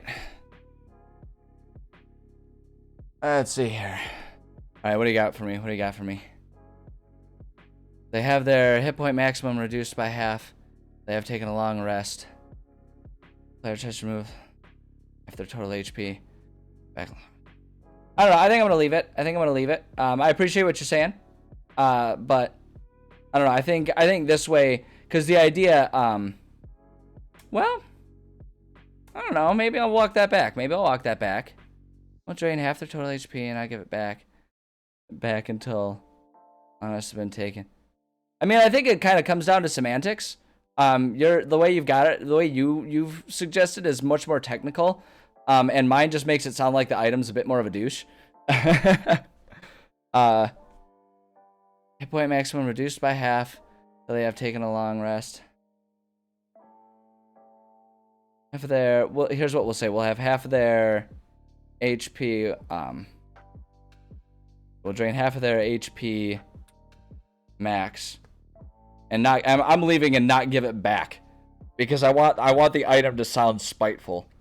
Because the idea because the way I like to write these things is that the cursed item is a sentient thing that is very spiteful and angry. So I like the idea of it just being like, no, it's not giving it back. I want to leave it like that. But we will say half their max HP, because I think you're right. I think that is a bit more in line and makes a bit more sense without people are used to hearing it. So I will take that suggestion. So there we go. Okay. All right. Let's go ahead and head ourselves over to let's work on our campaign a little bit. So let's see here. Let's go back to our campaign template here. I think is where I want us to be. And what I want to do here, let me pull up some of our maps and stuff, because it's been a minute since we've worked on our campaign. So I want to pull up some of our maps, so that way we can kind of take stock of where we're at and what we're working on here. So Dungeon Draft, I guess we don't need actually anything from Dungeon Draft right now, because we're not working on any dungeons at the moment. We're working with our more open world stuff. Let's see here. Let's go to World Atlas. Get our world map loaded up here. Are you gonna load it up? Why are we not why are you being the way you are? Alright, you know what? Screw it. Let's see if we can do it the other way. Being frustrating. Get our world map going. There we go. Got the world map going. This is no. Boom, there we go. Alright, so there's our world map. Let's get we want our U5 map, and I think that's all we need at the moment. I think these two maps will do it. Yeah, man, it's been a minute since we've worked on this. It's been like 2 weeks. I didn't really mean for it to take that long of a hiatus, but the timing just kind of worked out that we finished the last chapter of our campaign, and then I went on a week-long trip there. So but yeah, let's get into this. Let's go ahead and get into the next chapter. So we're working on this campaign. It's an entirely homebrew campaign. It takes place in my homebrew world of Zaoria here. This is what we have. So let's see here. Oh, what do you got? I like that. That's fair. Yeah, there's all kinds of different ways to do it. I think the reason that my style ends up being different is because I write primarily for my homebrew stuff. I'm not writing stuff to, like, at the moment anyway, share to the world. And some people have asked me to do that. But if I do, it'll pretty much just always be in the way that I write it, because that's just the way I do things, and that's the way that helps me be a better DM. Is what I'm doing. Like, that's what I'm primarily writing for. I'm primarily writing things for me to be a DM. So whatever works best for me to be a better DM is how I like to do it. So that's just kind of where my style comes from. But I hear what you're saying. But yeah, so anyway, working on our campaign. So this is my homebrew world, Zaoria. Been working on this world for like a better part of a decade at this point. And we're writing a campaign. So I guess just for people who are unaware, because I know we got a couple new followers today, and really in the past couple weeks since the last time I wrote anything. at all, is this world is like a post-apocalyptic D&D type of world. So there was an event called the Unhinging, and the way I describe it is if you imagine all of the different realms of existence, right? All the different planes, the ethereal planes, the elemental planes, and all that kind of stuff. If you imagine all of those coexisting with the mortal realm as like a jar with a bunch of different density liquids in it, right? Where they're all part of the same like ecosystem, but they all sort of separate themselves into different layers depending on the density and stuff like that. That's how I envision sort of the different realms existing within this world. So they're all kind of in conjunction with each other, but there's still like clear separation between them. The Unhinging is like if some kid came over, grabbed that jar and shook it up, right? So they shake the jar up and all of the layers get all kinds of like intermingled and mixed up, and you get like different bubbles of one realm sort of like transposed into another one. You get all these tears and openings between realms, and it just kind of creates all kinds of havoc. And what that did was it created a bunch of rips and tears in reality, and we started having all kinds of weird, crazy creatures start showing up in the world, as well as all kinds of just like weird magical radiation type of effects happening. And so that's kind of the world that we're working with right now. The time period of all the campaigns that I write is a couple thousand years after that event, when, you know, these tears, the realms are starting to kind of percolate and return back to how they were. So that it's kind of becoming a bit safer in some parts of the world. Because what happened was when that first happened, basically like a handful of very fortified cities survived, and the rest of the world was just kind of like largely went extinct. Like there might be a couple pockets of safety and stuff that can be fun for players to, you know, encounter and explore as they're playing and all that kind of stuff. But that's the gist of the world. And so, you know, it's been a couple thousand years, and there's starting to be all kinds of different excursions out into the world to try and sort of investigate and explore.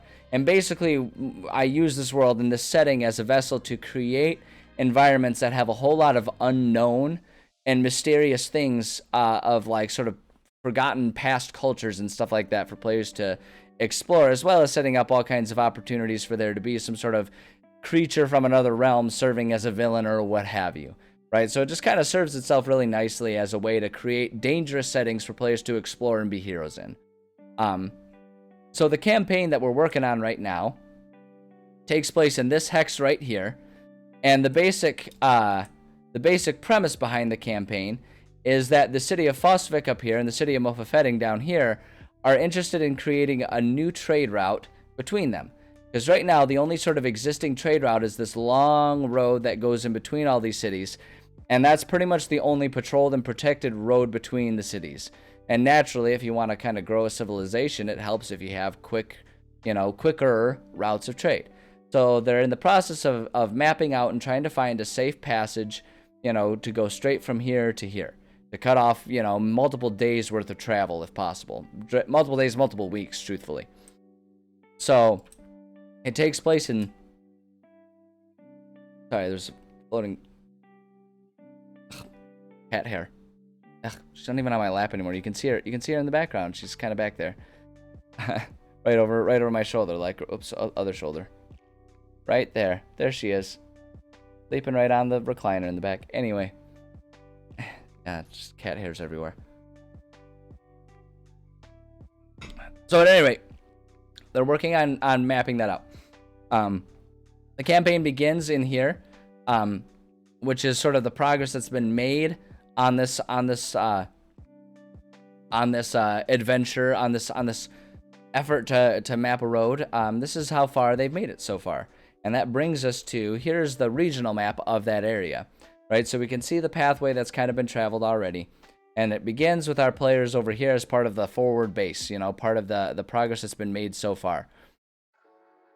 So the basic premise is they're working on that pathway when, as they're investigating this one cave that they're kind of walking by to see if it's a safe cave or if it's a cave that has all kinds of, like, you know, a tear to the freaking fire realm or whatever, you know, whether it's safe or not. And while they're doing that, it turns out that this area is the domain of, it's the dominion of a very large, very old dragon that is not super interested in sharing his land. Now, the metallic dragon, so his approach isn't to immediately kill everyone. Instead, he lands and he's like, "Oi, get out of here. I don't want you here. This is my land. Get out of here." And our players are part of a forward, like they're just part of the group.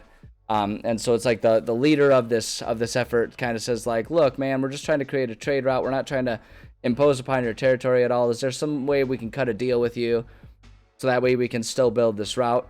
And the dragon, being a benevolent individual, is like, all right, I'll cut you a deal. There's this place down over here called the Hall of Wisdom. I want to get in there. There's supposedly some cool stuff in there. I want to get in there, but it's locked away and magically sealed. I need 4 keys to be able to break the magical seals to get into it. You find me those 4 keys, and I'll let you build your trade route.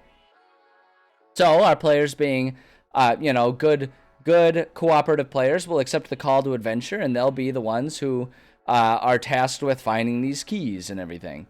So they go and they can do some. We've got a little town that's been founded here just to help service this pathway, so they don't have to go like weeks back to the city to get any sort of to get whatever resupplies or anything they need to do. They got this little city here, and there's a scholar that'll help them do some research. So they'll go there and they'll start finding clues for these keys. First key is up among the mountaintops with the giants. They go find that key and then come back. Second key is under the mountains in the old abandoned dwarf city, which is now overrun with Duergar. But they can go down there. They have to go down there. They find that second key, and then they come back. And now the part that we're writing is them in the efforts to then find the third key. So the clue suggests that the third key is up in here, up in here, up in here. Sorry, I heard the lyric in my own voice and I had to say it. Stupid how I sit here and I derail my own conversations with crappy jokes. I'm a terrible streamer. Anyway, the next key, the third key, is up here in Ashran Nalor, which is the abandoned elven city. It was a not abandoned elven city, and then the unhinging happened and all the elves fled up to Phosphik over there, because Phosphik was much easier to fortify and survive in than Ashran Nalor here. But to get there, they would have to like go through giant territory, go through uncharted mountain territory, or go through dwarven territory, or take like weeks and weeks and weeks to travel all around, and then still have to go by the foothills of the mountains and still have to go through a whole bunch of forest. The most feasible option is instead the knowledge that at one point in time, this city of Minadala had a network of teleportation circles between many of the larger region cities that like go out beyond there. Most of them are abandoned cities at this point in time, but there's no reason to think that they couldn't perhaps rebuild or even just use a still active teleportation circle, right? It's kind of like this is the Chicago O'Hare International Airport, right? It's the main hub where all kinds of flights kind of come in and go out from, right? That's the idea. And so they go down there and they find that there's a single wizard that still lives there. He's a little crazy, but they need his help to rebuild the teleportation circle. So they go about helping him, and then he rebuilds the teleportation circle for them so they can teleport over to Ashran Nalor. And that's where we left off. Whew. That's a lot of stuff. It's great. I love it. So the next thing that we're going to do is Ashran Nalor here. So Ashran Nalor is an elven city deep in the woods. Very Mirkwood type of setting. I imagine these particular woods, the Siski Forest over here, especially post unhinging. Very lots of darkness, lots of monsters, lots of danger. Good stuff. Good wholesome stuff for our players to have to deal with.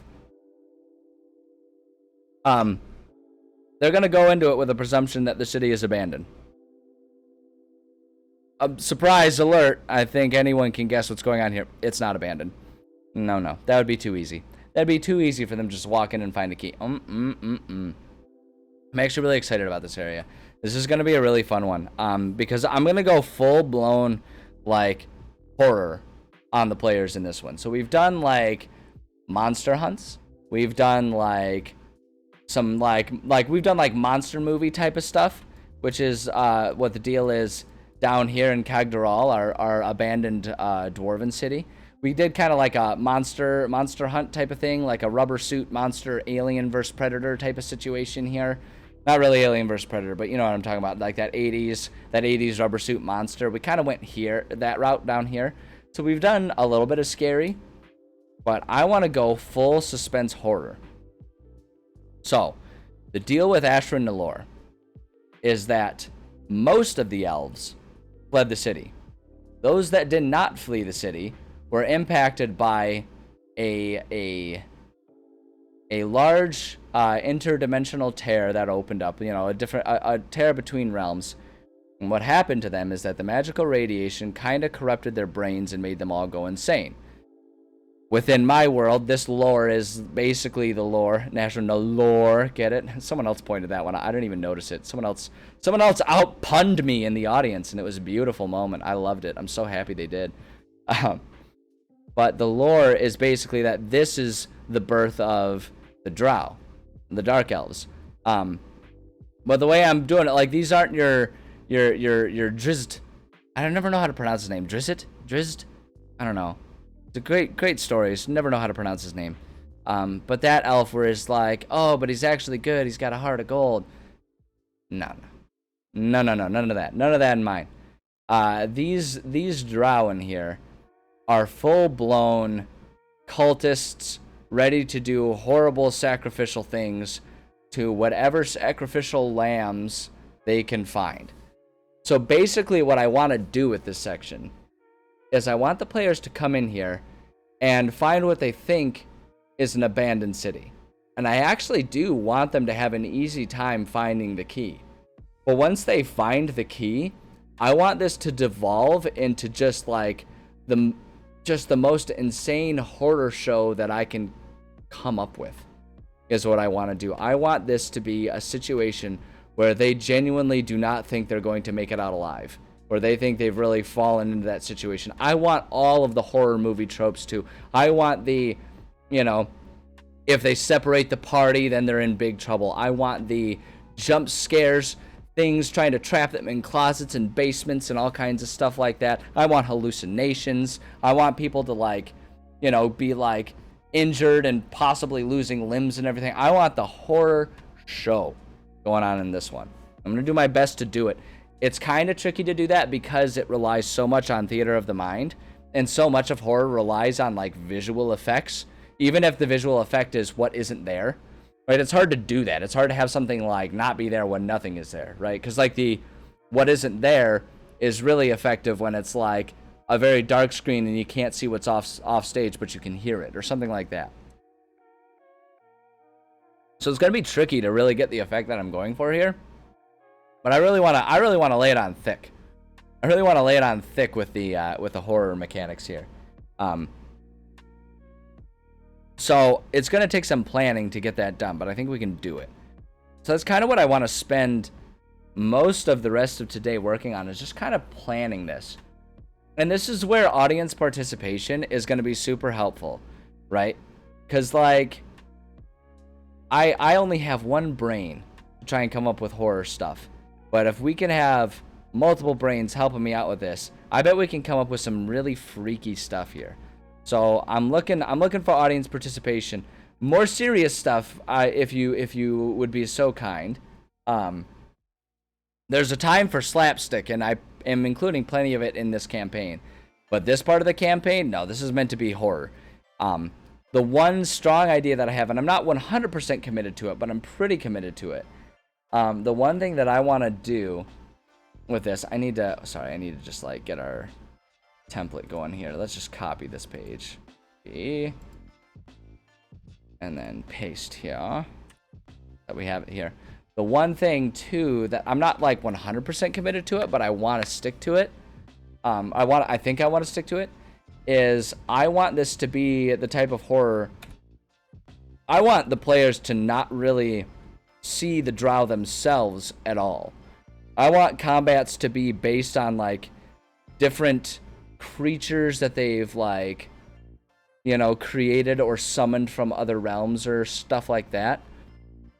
I want that to be the type of like combat danger they face, but I want most of the dangers to be just the conniving evilness of the Drow trying to, like, hit them with traps and, like, different puzzles and mazes and just like attack them almost more psychologically is kind of what I want to go for here. I sound so violent and aggressive towards my players here. I just want to offer a different thing because so much of D&D falls into face monster, kill it, triumph, right? It's like, nah, man, I want a section where it's like, it's more so a battle of wits for them is what I'm trying to create here. So, let's see, we need to rename this here. We're going to call this chapter. So I've been slowly changing my naming conventions as I go along here just to make things more obvious to me. We're going to go, yeah, we're going to go here. I guess we already kind of have, already have this stuff set up a little bit here, but we're going to, this is a very old template and I've since made a lot of changes. So we'll just copy and paste from there if we need to. But for here, chapter 7, we're going to, I don't know, I'm trying to think of like what would be a good chapter title for it. Jeez, oh Pete's, man, titles are hard. Chapter 7, I'm just gonna, oh, you know what we're just gonna do? I'm gonna call it Darkness, and then we can change it. But it's beautiful. It believes in a thing called love. Listen to the rhythm of the heart. Am I gonna get copyright struck? I shouldn't have sung that. That's a copyright thing. I'm gonna get copyright. The FBI is gonna come and steal all my money. Anyway, stupid joke. Am I the only one? Am I the only one who hears Darkness or The Darkness and immediately just thinks of that song? I believe in a thing called love. It's the rhythm of the heart. There's a chance we can make it now. Right? Like, it's such a good song. I love that song. Alright. Intended player level. They're supposed to be up to about level 7 here. Level 7. Most of this stuff doesn't really matter. It's kind of intuitive. But I still fill it out because I like to try and make sure that all of my dungeons and stuff can be kind of like modular enough to like pluck them out and put them somewhere else if I need to, right? If I ever need just like a quick level 7 dungeon or something, I don't have time to write one, just like take that out and just plug it in wherever I do need it. It's kind of always my intention with this. Okay, yeah, level 7, number of room sets. This is going to have 7 room sets in it. Because that's just how I do things. The dungeons keep getting deeper and more involved, so it's chapter 7, it's going to have 7. Nearest city is going to be our, at this point in time, it's our Novo Troy Kladny. Hold on, I'm forgetting an H in there. It's been a while since I've had to spell Novo Troy Kladny. Novo Troy, KHL. There it is. Oh, Tom. See, like I say, there's plenty of goofy stuff going on here, but at this one, I want this section to not be goofy. I want this section to just be, like, terrifying. Like, it's obviously not going to have the same effect of, like, actively raising heart rates and giving players nightmares, right? Because it's not a visual media. It's not going to assault all of their senses with the pure horror. But I want to create this, like, horror enough that it's obvious to players that they should be scared for their characters. And that their characters would be just, like, absolutely making wee-wee in their pants all day, 24/7, while they're here. Right? That's kind of what I want to go for here. So, it'll be good. Current Overlord, I'm going to leave that blank for now. Because we're going to have to work on that a little bit. Yeah, okay. I want to go back to our campaign template a bit here. So let's see what we have here, and let's start expanding this. So I've been working off this template here that is very, very minimal. And I want to... I have, at any given time, like 2 or 3 writing projects that I'm working on for different campaigns that I'm building, because I come up with too many ideas to only work on one at a time. And if I like... It just happens sometimes that you come up with an idea and you're like, oh, I need to work on this. So I'll let myself work on a new thing and shelve another one and come back to it. This is actually, working on this campaign has been one of the most contiguous writing processes I've ever done, because usually I'll like stop and start much more frequently and bounce between them. But I've been really enjoying working on this one on stream and keeping the continuity going with it. We've been working on this campaign for probably a year at this point in time. I don't remember when we first started working on this one, but I do remember it was last summer. We've been working on this for a year. We've been going for some time on this because this is, my campaigns are big. I don't play around with writing short, little campaigns that require a lot of hold on my part, where I have to like think of something really fast. And I make mine detailed. I like making like a full book. Like I'm trying to make like, a 200-page module is what I do with these. Because that's just what I like to do. That's just what I like to do. It's fun. It's world building. I love world building. It's my favorite hobby. Well, maybe not my favorite hobby. It's my favorite creative hobby. I think my favorite hobby these days is probably Muay Thai. Because I talk about it all the time, as evidenced by anyone who sat through any of my streams. I just can't stop talking about it. I love it. It's a great sport. Everyone should kickbox. Look, point is, I love making these detailed. But my outlines haven't reflected that. And what I've started to notice in my writing, and this is just me always constantly trying to grow as a writer, and I'm sure I'll swing the pendulum too far and have to dial this one back a little bit until I find the sweet spot. But what I've noticed it doing to my writing is by keeping these outlines so simple like I do, it results in a couple things. One is it results in the occasional sort of rambling within the story, and I think we saw that. I started to feel it a lot in the last section that we did in the village, where it feels like I'm just writing filler. And I didn't set out to do that, but it kind of just happened. And I'm not going to sit here and completely rewrite everything we just spent like 2 months working on in the last chapter. I'm not going to do that because I think it's still good. Because when you're the benefit of being DM and writing D&D stuff is that even if something isn't great, the fact is you can modify it on the fly to make sure it is good and players like it, right? So it's like, it's going to be fine. So I'm not going to rewrite it. But when I look back on what I was writing for Chapter 6 there, it feels a little uninspired. And I think there's a couple reasons for that. Like I say, it kind of gets a little rambly if I don't have a detailed outline and don't really think about what each portion is for. Not just like, oh, how can I fill up a game? But like, I should really be thinking, what is the function of this section right now? Like, what is the purpose of me writing this component into it? Right? Everything should have a function beyond just provide experience points so players level up. Right? That's a strong feeling that I have. Because if you're not gonna bother with a good story, if it's just gonna be a dungeon crawl to get items, then just like play Skyrim. Right? Like, don't. Not to say that Skyrim has a bad story, but it's just like, if all you care about is rigid dungeon exploration, then,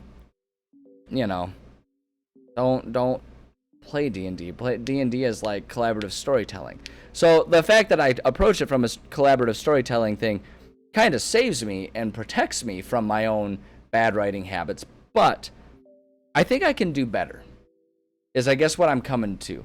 I think I could do better. I think I can make more detailed and more purposeful chapters, and I think I can be writing things that have more tie-ins to other chapters. I think that's the other thing that I'm missing. I haven't thought about how these chapters tie into each other than, oh, this is the next step, right? There are a lot of really disjointed, like, dungeons, and largely that's fine. Like, we don't need to be returning to every dungeon. But it would be cool if we provided clues in one dungeon to stuff that happens in another dungeon, or answers in one dungeon regarding questions that showed up in another previous one, right? Or you can just provide things where it's like, if they do this side quest, or they find this one thing in this one dungeon, that will result in giving them like resources that they can use in future dungeons. So like I say, it's just what it comes down to is I think I can do better. And I'm going to try and do better because I want to never think that I'm so good at things that I never have places to improve.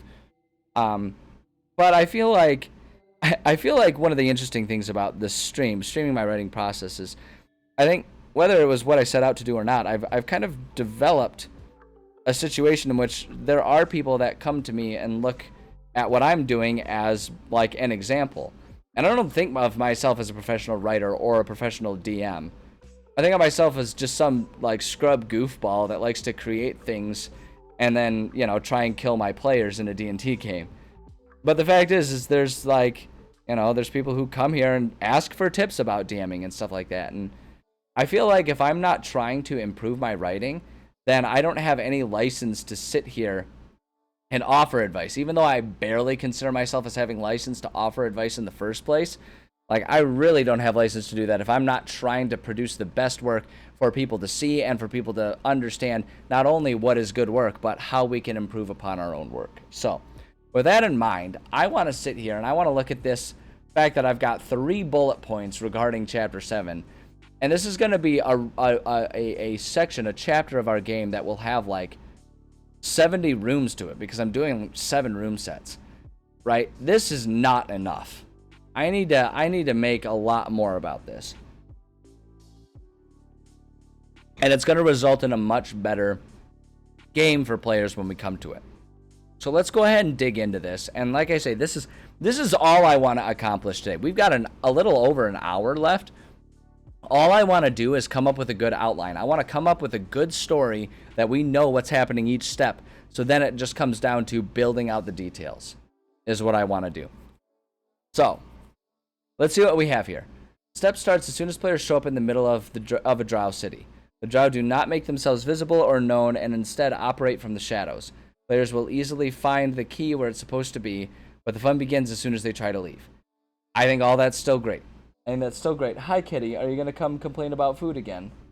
You still got another hour. I know, you're sweet. She's so cute. I'm going to end up caving and letting her on my lap. I don't want to. Like, I want to not want her on my lap right now because she's just going to get in the way, but I'm too much of a sweetie. Do you want to come up, hon?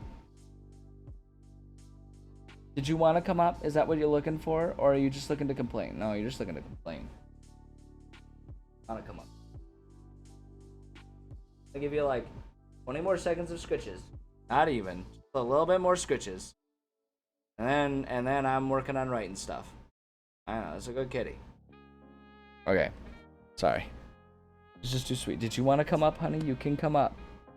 No, I don't want to. No, I don't want to. That's what I always imagine in her head. When I'm like, hey, do you want to do this? And then she just walks away. It's like, no, I don't want to. Okay. Alright. Okay, oh, now you want to come up? You want to come up? Come here. I'm going to pick you up at this rate. Come here. I know you get mad at me whenever I pick you up. You hate that, but come here. Come on. There you go. There's a good kitty. Yeah. Oh, my goodness. Oh, my goodness. Okay, yeah, you just curl up there. Just curl up there and make it awkward once I have to pee in 20 minutes. Alright. I know, there she is. Hold on, we'll say hi again. Say hi to everyone, kitty. There she is. Her one whole eye. Her whole single eye. She's the reason why... She's part of the reason why the average cat has fewer than one eye. Less than one eye, I should say, because it's like in portions. A good kitty. Alright. So let's think here. I know, kitty. To find the key. Okay, so the dungeon to escape the city as the drow dragging them deeper and deeper into a survival horror setting. Yep. Roadblocks will be placed such that the path of least resistance is towards trans-dimensional rip where the drow want them to be sacrificed. Yeah, that's right. Okay, I do like... So I feel like we've got some good framework here, but I feel like we need a whole lot more detail to really understand all this stuff. And really make it work like we want it to work. Yeah, I know. We're gonna make it better. Cat. She can almost purr loud enough for you guys to hear her in the mic, I swear. She is a very sweet, lovey thing. No doubt about that. Okay. Along the way, I'll provide clues so that they can understand what's happening as it's happening. Maybe even give them ways to close or destroy the rope to undo the drow cult as they go. Perfect. Yeah. Okay. So what I'm gonna do is I don't want to like erase any of this. I'm just gonna... Actually, how do I want to do this? I'm going to... Here's what we're gonna do. We're going to copy this.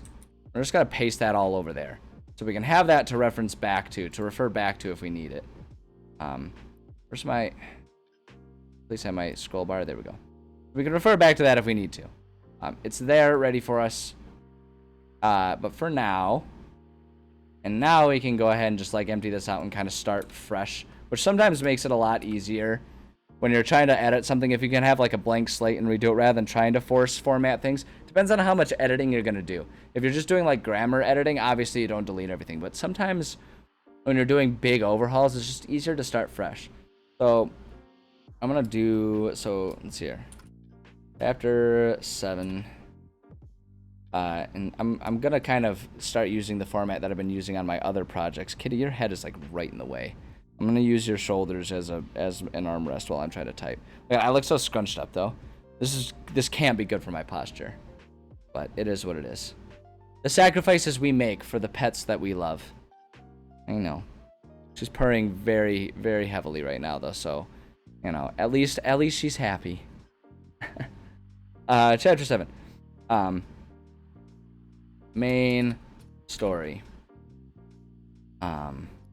This section of the campaign sees the players searching for sriraching. It's like sriracha rooster sauce. Sriraching. That's what it's called when you're looking for sriracha. Sriraching. It's a really forced joke. I'm sorry. Why does anyone watch me? I have the worst humor in the world. Like sitting here, it's like, hey, you know puns, how they're clever? I'm gonna make them super not clever. Oh, you like that one? All right, well, hey, works for me.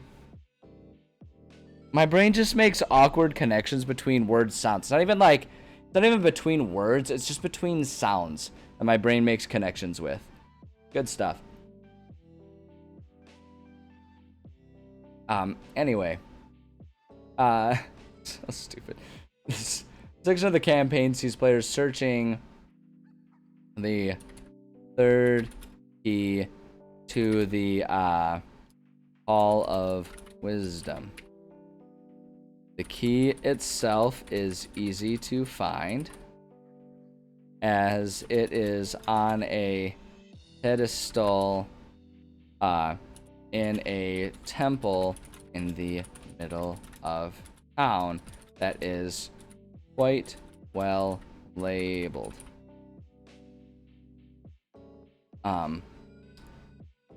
However, this city is not as empty as it may appear at first sight. It is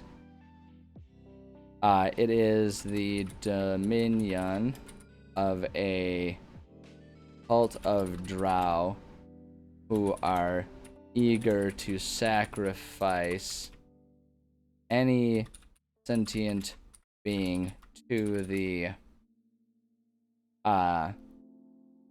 inter-realm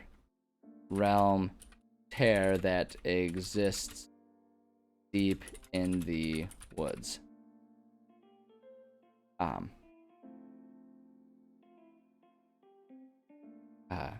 As sentient beings are hard to come by this deep into the wilds, as we call it.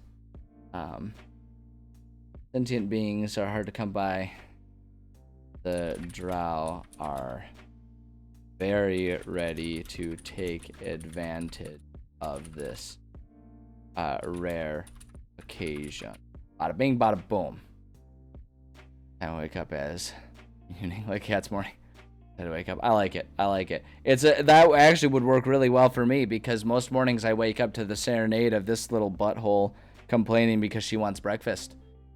Like, she's just, because like the way my schedule works, I wake up at 4 a.m. To go to the gym in the morning, and it just makes sense for me to feed her then, because otherwise I would feed her super late in the morning. And then depending on my evenings, I know I'm always around like at around 3:30, 4 o'clock to feed her dinner. So that way it's a 12-hour split. But because I feed her right when I wake up, as soon as my alarm goes off, like I never have to worry about accidentally sleeping through an alarm. Because as soon as it goes off, this little turd is just like all up in my grill. Just like yelling at me to hurry up and like hurry up and take a whiz so I can feed her. Isn't that right? Yeah, I know, you're very proud of yourself. She's looking at me. She's like, don't badmouth me. Don't badmouth me in front of everyone. You know they like me better. It's true. Everyone likes her better. It's like my face shows up on screen and people are like, oh yeah, it's that guy. Her face shows up on screen and everyone's like, oh, look at the kitty. It's like clearly she's the more popular one. Yeah, you know it too. I should start monetizing a TikTok or something with her if she's gonna be famous. She might as if she's gonna be so popular, we might as well go ahead and capitalize so that she can start pulling her weight around here. Anyway, so that's kind of the main story here. This is gonna have 7 sections to it, and that's just because that's how I write things. See ya, all done, I guess. So we're gonna have 7 sections here. I know, you'll get your dinner, but not right now. Yeah, I always break things up. And the reason I do the 7 sections is because that kind of helps. That's kind of what helps bring things along, and make sure that players are leveling up properly, is if I provide these sections. Because the other thing about providing the sections is I can have them get progressively more difficult too. So they can, at the beginning of this chapter 7, when they've just turned level 7, at the beginning of this chapter, they can feel like, oh yeah, we're stronger now, and they can have some fun with their new abilities and everything. And then by the end of it, they're like feeling super overwhelmed and everything. It's perfect. So we're gonna do 7 sections. But now that the kitty is stood up, actually, you know what I'm gonna do? I'm just looking at the time. I'm gonna run to the bathroom real quick, so that way we can just cruise through the last of it and just like get the momentum going. Because like if I have to like stand up and pee halfway through this outline, it's gonna be really disruptive. So I'm going to run to the bathroom real quick because I stay way too hydrated. And then when I get back, we will continue this. So I appreciate your patience. Just sit tight. I'll be very, very quick.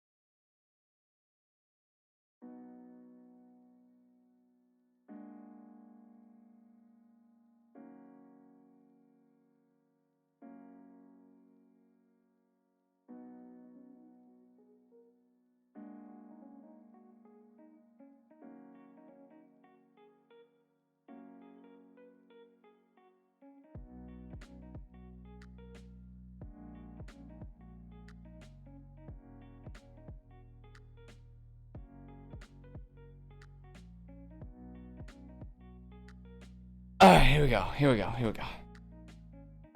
Let's set up cameras, Crystal House. Just TikTok star. Monitor everything. The only problem with that plan is like, imagine 24 hours of footage from like 7 cameras to have to sift through to find the good stuff. It would be physically impossible to review all of it. Like you would just have to like you would still have to watch the cat all the time to know when all the good stuff was happening. So that way you know when to pinpoint it in the footage. That's the only problem I can detect there. As far as the sentiment, no motion sensor. All right, fair enough. I mean, that's still 24 hours worth of footage that you'd have to scrub through. Although, all that said, logistics aside, I totally appreciate the sentiment. Because my cat does so much goofy shit all the time that I really wish, there's a lot of times when I really wish I could catch her antics on camera, but I'm just not quick enough to like pull up my phone by the time she's done doing whatever stupid thing she's doing. So I totally get it. What? Why are you back?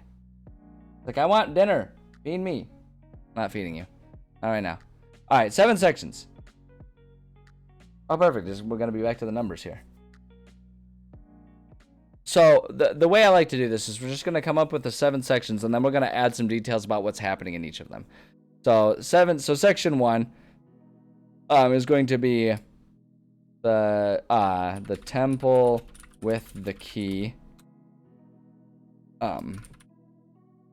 First is just a simple temple built to protect the key. We'll say it will have mostly puzzles and clockwork enemies, so it's like robots are hurting it. It's a little, you know, slapsticky of a definition considering I want it to go horror, but that's okay. So we got, so that's the first section. So then the second section is so now each of these sections, so what I kind of want to do with this, like there's 6 sections, I kind of want to do like 4 of them players being sort of hurted by the drow without them really realizing it is kind of what I want what I want it all to be, right?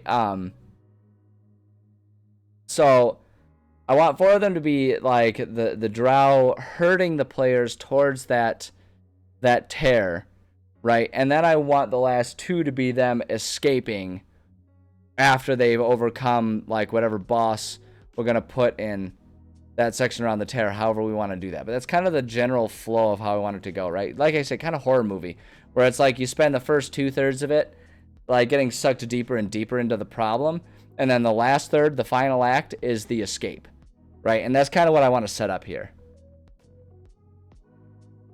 Like I say, I'm really committed to doing this horror situation here. So the first one I'm going to say, the main town. And what I'm going to do, I am going to add more details to a lot of these things. But actually, you know what I'm going to do? Just to make it a bit easier to, like, visualize everything. The main town. This section is the players leaving the temple. And finding that... leaving the temple, dealing with strange new occurrences.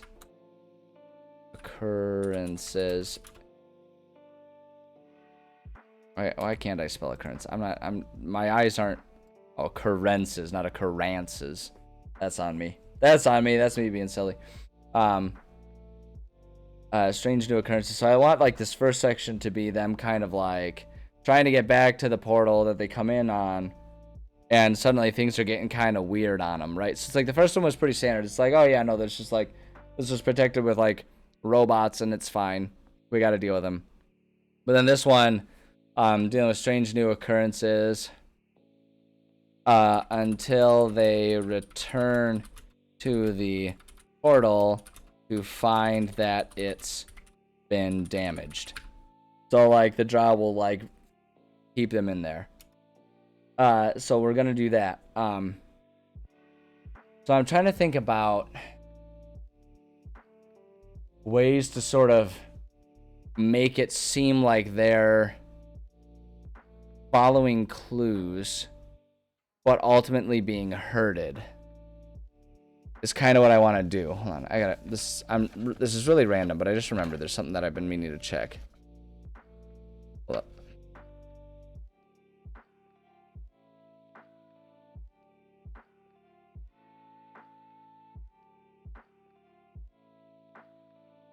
Okay. Yeah. So I think what I'm going to do is I'm going to actually put a detail right here. We're going to say, within the area with the portals will be some sort of clue about an alternative option for leaving town. Not entirely sure what that's going to be. Maybe it's like there's just some sort of, maybe there's like a backup portal, or maybe there's, you know, something like that, or maybe there's just like some sort of like mount or something that they could find. I don't know. There's going to be some sort of clue about it though. And then we're going to say,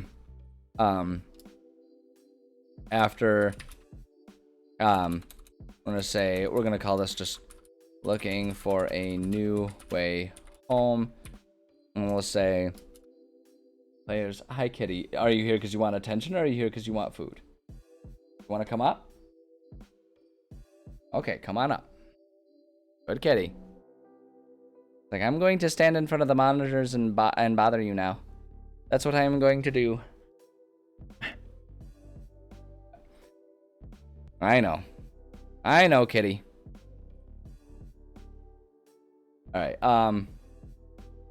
players, will deal with growing, dangers as they chase after this alternative way home.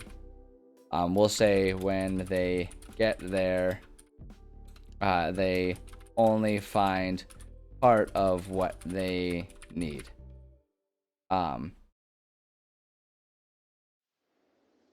They find part of what they need. Actually, we're gonna say along with another clue. All right, like this, it's pretty obvious where this is going, right? Like it's the drow that are leaving the clues and sort of ushering them along, right? I think it's pretty clear that that's what the situation is. So we're gonna say, we're just gonna call this one the second clue. I don't know exactly what I want to do for all these locations yet, how I want them to be, but right now we're just trying to lay out the bare bones of what's going to be happening here. Finding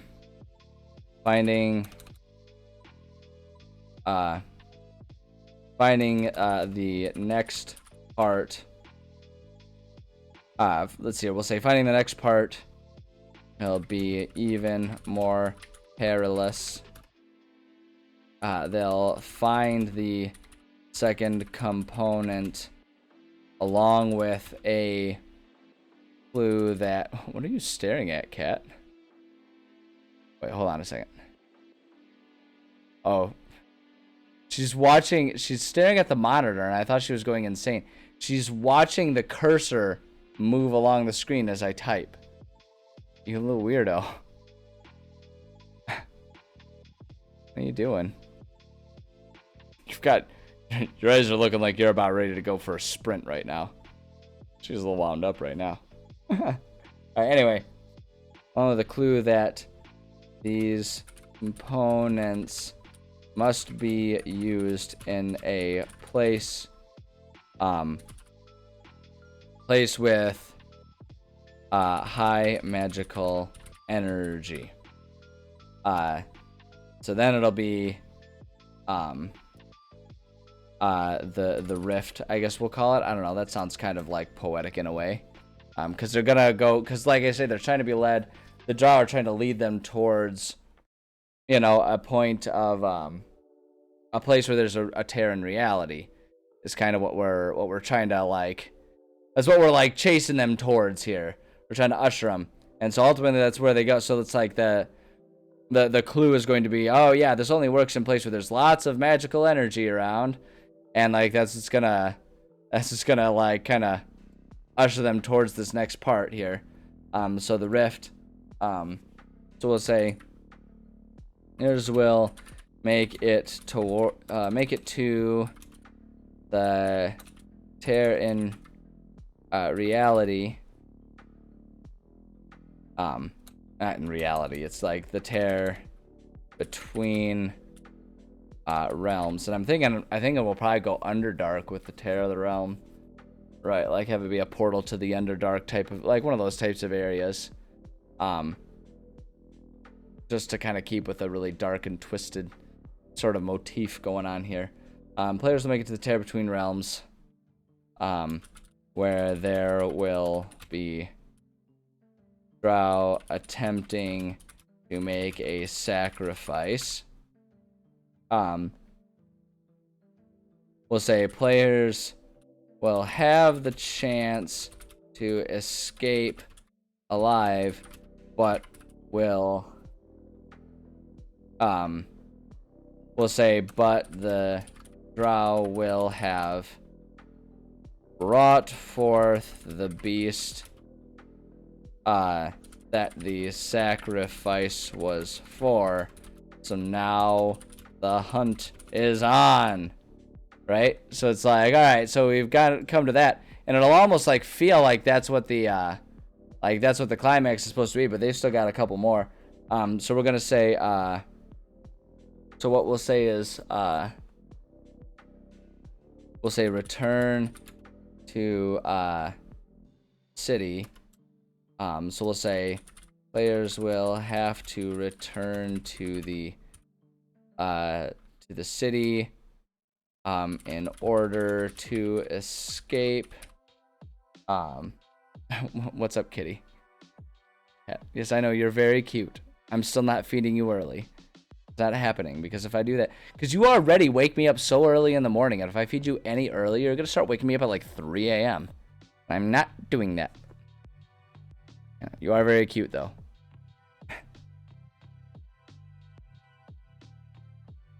Okay, so players will have to return to the city in order to escape. The whole time they will be dogged by the creature from 4. And then the last one, we'll say fix the portal. Players will we'll say players only choice for escape will be to repair the teleportation circle.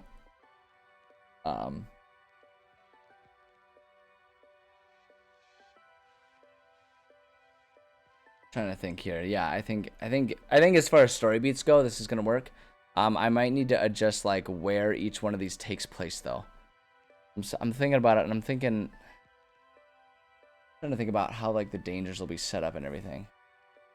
And like, because the other thing that I'm trying to think of is like, how do we set it up so that we provide them a way to repair the portal later in this chapter that wouldn't just make them think, well, why didn't we do that in the first place? Why weren't we given information about that in the first place, right?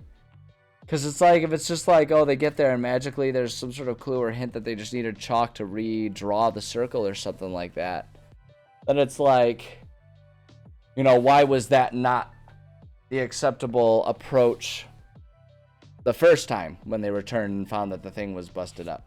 And I have a couple like seedling ideas on how to handle that, but I'll need to think about it some more. But I guess just to finish where we're at right now, only choice for escape will be to repair the teleportation circle during a solar or lunar event. That could be. The other thing, so there's a couple things that I'm thinking.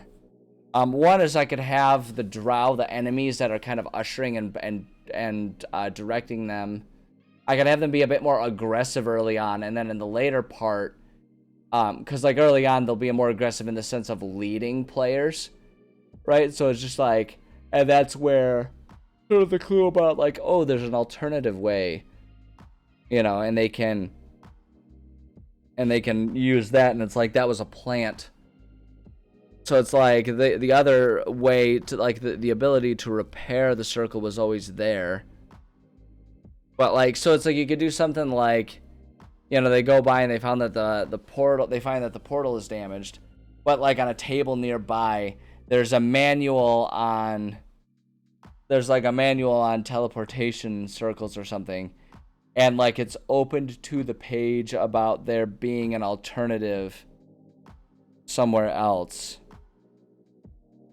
But then so it's like, oh, okay, well here we have this option. But it's like if they had peered through all of it and read through the table of contents, right, or like gone through the index, they would see that there's also instructions on how to repair them. So it's like, you know, cattail. So it's like, you know, we could do something like that. I don't dislike the solar or lunar event type of thing. The only issue with that one is like that does fall under the wow, that's convenient column, you know what I mean? Where it's like it just so happens to be at exactly the right time. You know, you could just do it like this is more effective at day or night or something like that. Hi, kitty. I don't know. We'll get there. We'll get there. For now, repair the teleportation circle. We'll say must find necessary components. Oh, I have an idea. I have an idea on how we can do that. Must find necessary components. Must find necessary components. While being hunted. Because they'll be hunted, and then we'll just say final battle is with the beast. Boom, there we go. Needing a resource that's not local. Yeah, that's a possibility. So what my thought is, we'll go back, and I think I'm gonna like double down on there's a clue that makes it seem like there's an easier way.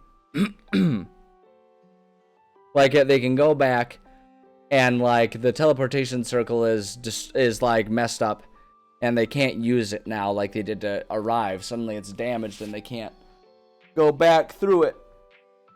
And there's like, I'm thinking you just put a clue around, like you say, like the manual or whatever, that mentions that there's an alternative one on the other side of town or something like that. Right? So it's like, okay, well, let's just get there. And so players might think like, okay, we got to go back out into the creepy world, but if we can get through that creepy world, we'll be fine. But that was like a lie, a plant by the drow to get them to leave and kind of go on a wild goose chase, right?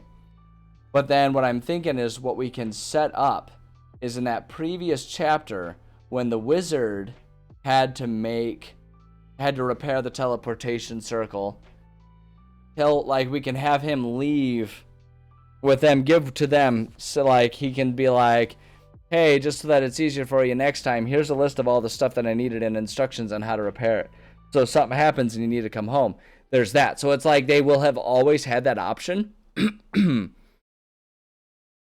And like they'll have always had that option. And in fact, we can even just set it up as like that's what the option is, but the drow are leaving clues about them needing to pick up, like find some of those components, and maybe it's even true. Maybe it's not even the drow doing it. Maybe it's just true that some of those components exist in different areas that the drow then utilize to usher them towards the sacrifice grounds. Like maybe they take one and they bring it there and they leave some sort of clue about like, oh, we need to bring that item to the, to the forest grove or something like that, and that's where the tear is, and they just take advantage of that. Something like that. To kind of get players to be chasing that item. And that would actually be kind of nice, because then while they're being chased by the creatures, I'm thinking you can come up with some fun chase mechanics of like, okay, every time they go into a room, the monster kind of goes to a different similar room, or like a different adjacent room, right? And so it's like adjacent room to the one that it was in beforehand. So that it's like the monster keeps moving and hunting them down, and depending on the route they take, they might encounter it at any given time, right? So it's like you could set stuff up like that. So I actually kind of like that. I like that. Okay. Oh, sorry. Yawn. So, yeah. Within the area with the portals will be some sort of clue. We'll say it will be some sort of clue about... So I need to make a note. Oops. I want to... Before I even forget about this, I'm going to go back here. Yeah, this is the one. This is the previous chapter. We're going to get to the end here. And so, potential outcomes. So the potential and actual is kind of like when I was thinking to keep session notes on the same pages so it can be a living world. But I've kind of strayed from that idea just because I don't have multiple campaigns going on at the same time, and I can keep those notes easily on separate campaign tabs and stuff like that. But at any rate, potential outcomes. The end of it all. Sis, the name of the wizard there. Sis will provide players a list of materials needed to repair a teleportation circle as well as basic instruction. He'll give it to them, saying to use it if they have any issues getting back. Boom, there we go. So it's like it'll provide the instructions for them. So if we plant that, we can go back to our template here.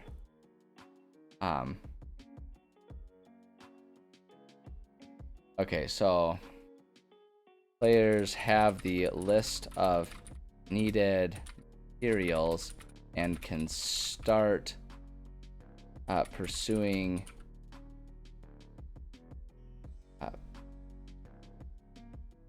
pursue. Why can't I spell pursuing? You can tell I'm getting.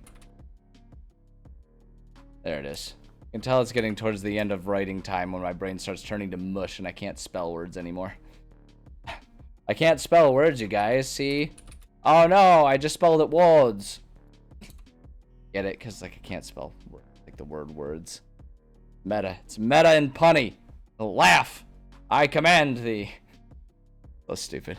All right.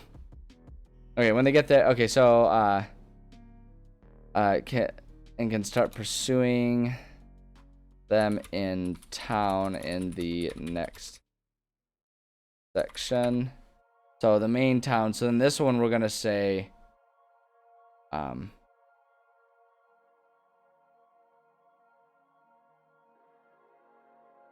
wondering if we could just do different sections of like the main town. So like this one, town.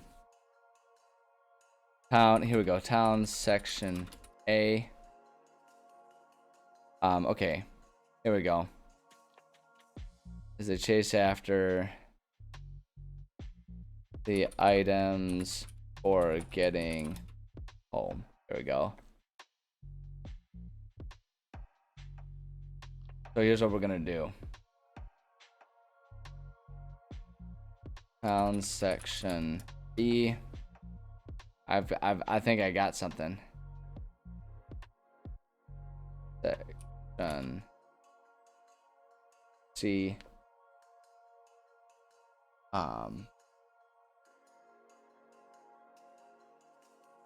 Yeah, I think that'll work. Cause what we'll do also, and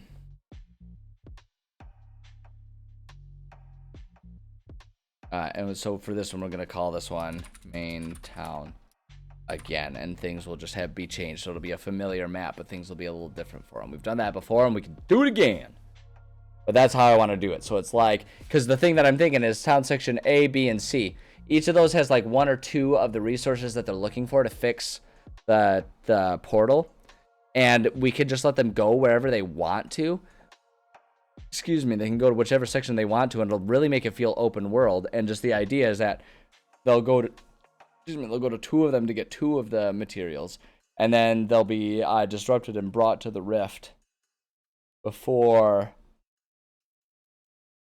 before they have a chance to go to this last one. And so then they have to go through there, and then the main town again. That's like where they'll find the last section, and that's how they'll have to survive and repair the portal. And we can just set it up so it's like maybe they have to do multiple steps to repair the portal or something like that. I think that'll work.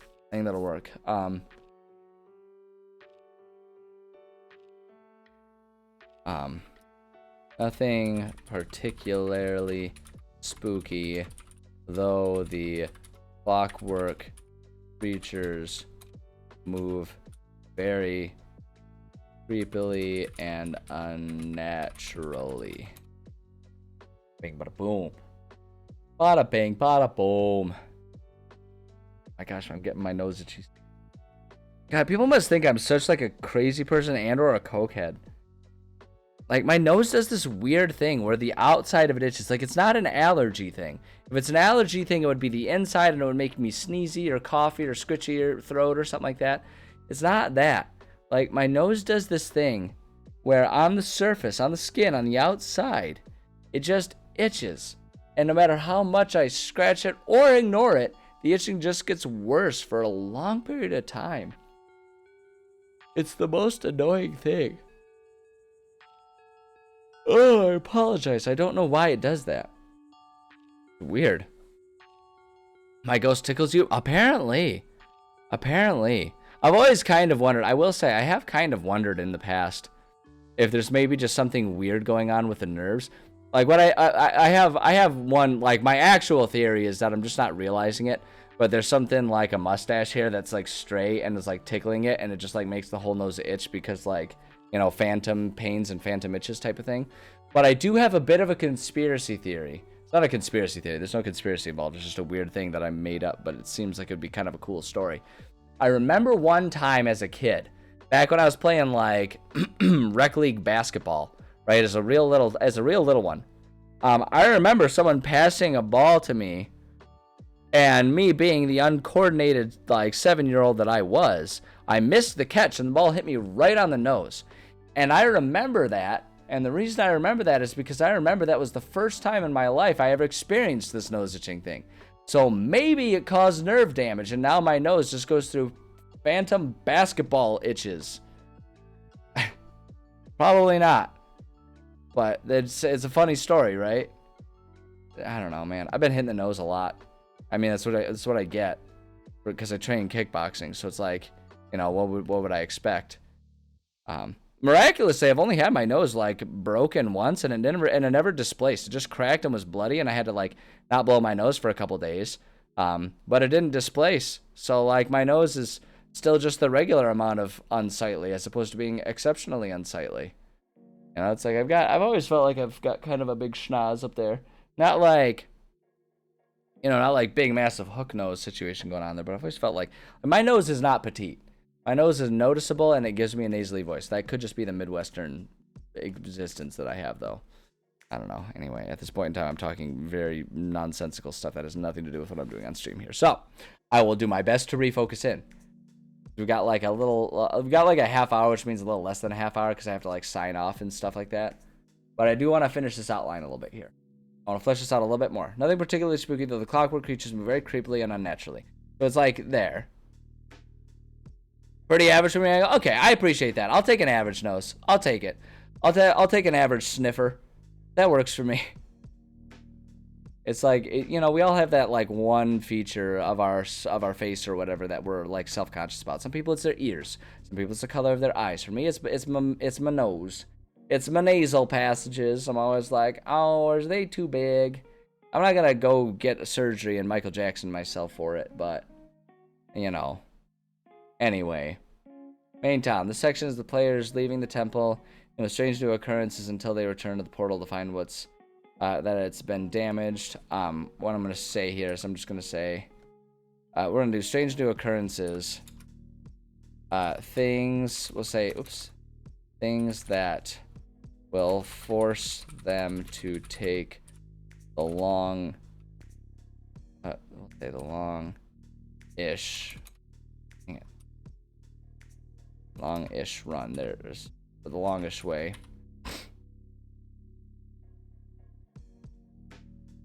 Until they return to the portal to find that it's been damaged. Players have a list of needed materials and can start pursuing them in town in the next section.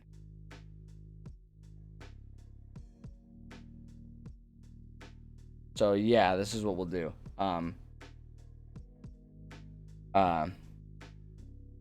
Items for, yeah, as for getting home, we'll say I'm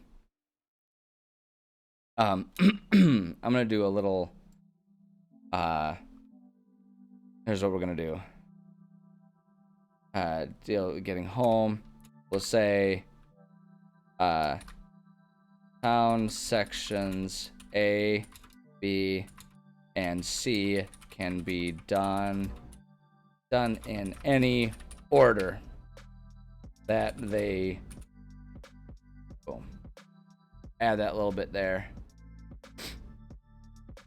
Grab this. Alright, and we're gonna just paste this. We can do this right here. And then do this right. There we go. Okay, so this can be done in any order. So let's see here. So find component A. Find component. Got really off center there. A.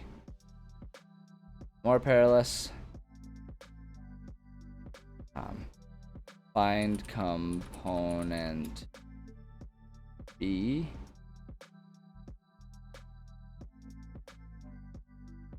So I think what I want to do with this is we'll say, I'm going to say along the way to finding the components, there will be a planted clue that suggests they can find what they're looking for.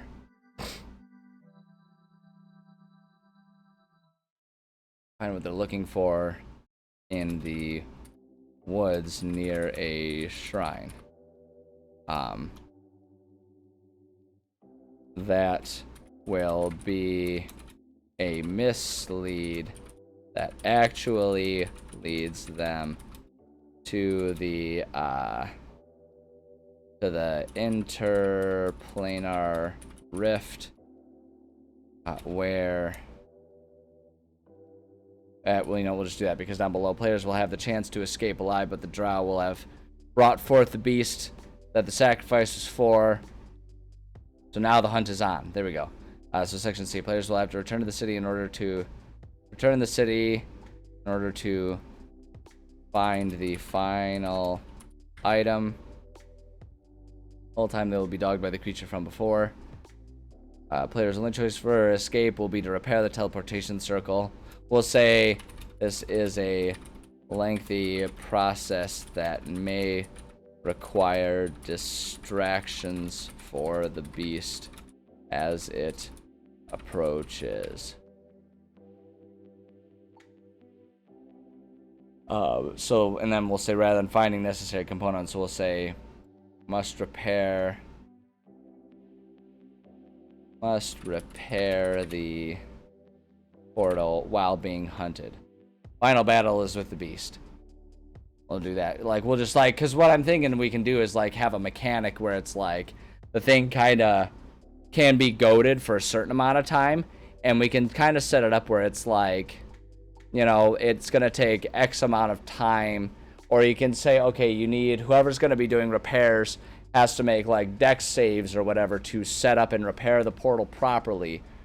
And like you can set up like a point system where, you know, they roll their dexterity and it's like they need to get 40 points and they just make dexterity rolls, and whatever the result of those rolls are is like those points get added there. So whoever has the best dexterity is the one who should be doing that, but then the others will have to like think about distracting the beast because it'll be trying to kill all of them, including the guy working on the portal, right? Or they can have two people doing the portal, however they want to do it. But set up a system like that where it's like two of them are maybe doing a wild goose chase while the others are like, you know, every 5 minutes worth of gameplay dealing with, like every 5 minutes of in-game time, are making their dex rolls to try and create the portal. You know, you could do something like that. I think it would be super fun and interesting. So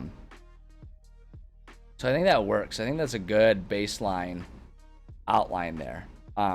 The other thing that I've been doing, and I had always planned to kind of do this with this campaign, but I kind of want to start doing it as we go rather than, because like I'd always thought, I'm talking about side missions.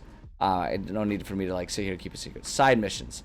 I had sort of originally thought like, let's write the main campaign and then we could add side missions. But now that I think about it, I kind of want to just add side missions as we're going. I think it'll be easier. I think it'll be easier to make them more cohesive. It'll make things more complete.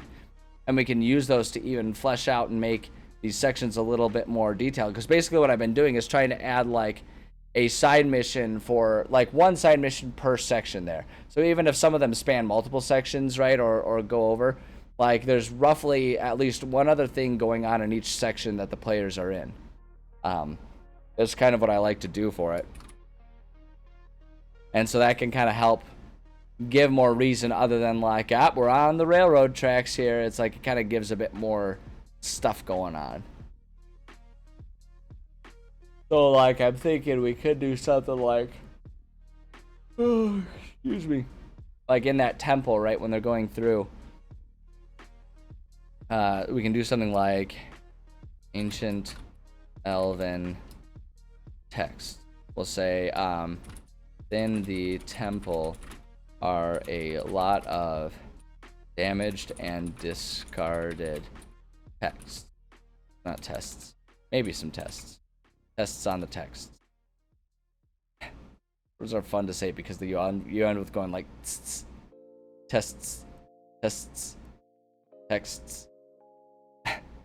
Funny sounding thing. Tests. Use a weird consonant sound. I had a discussion with my ma the other day about how a lot of people don't pronounce T's at the end of words, especially.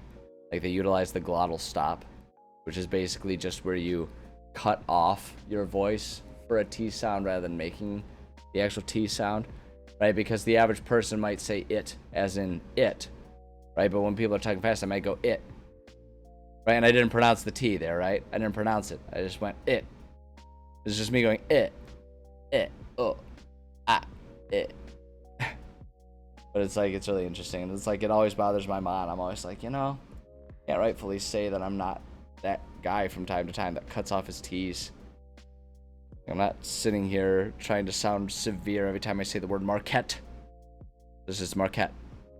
Cut it off. Glottal stop. Opposed to Marquette. Oh, whatever. Tangent, I apologize. Side missions, ancient elven texts. In the temple are a lot of damaged and discarded texts. There it is again. Come full circle. A lot of damaged and discarded texts. Let's say within some of them are clues about how to deal with dark magical things. We'll say possibly including interplanar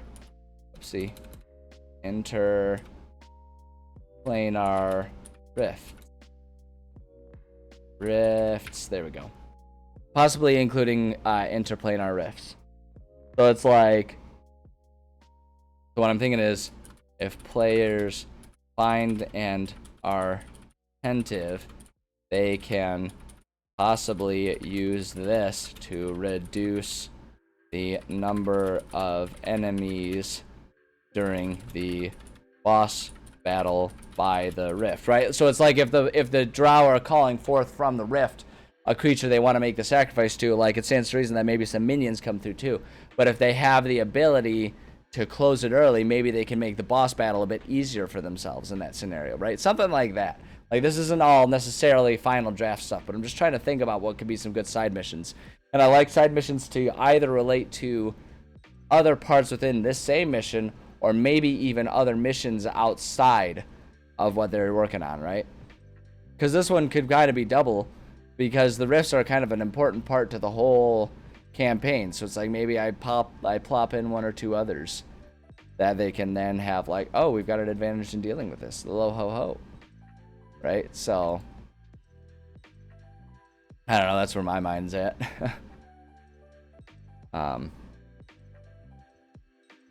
Yeah, that's a good one.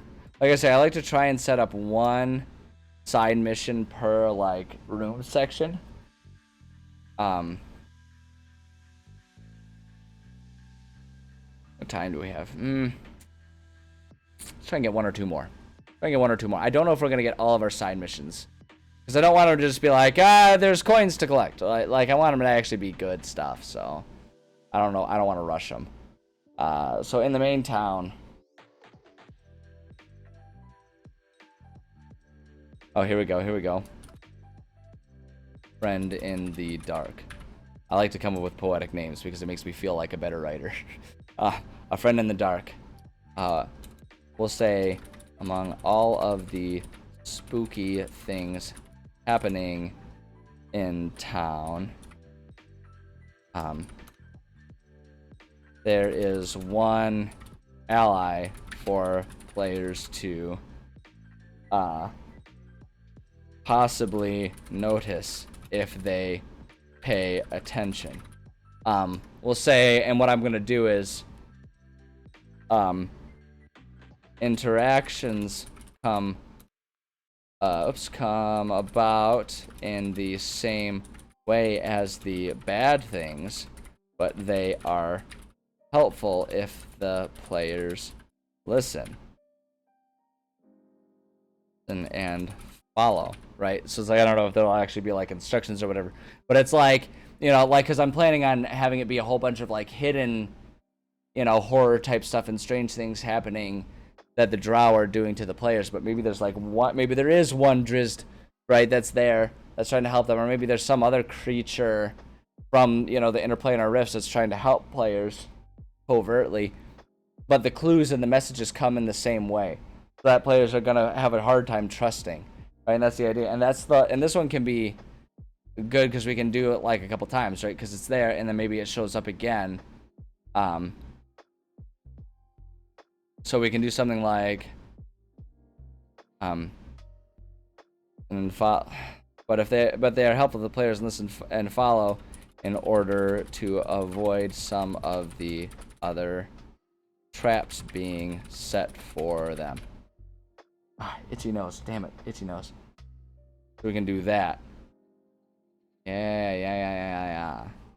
Because then then when we're in the main town again, maybe there's that same creature, and it like will help distract the beast to give them a few more like free rounds or rounds without being chased to repair the portal, right? It can like offer to help them, but maybe it's like that one only shows up if they took some of its advice in that first part, right? So you can kind of have these like things that come back and lead into one another.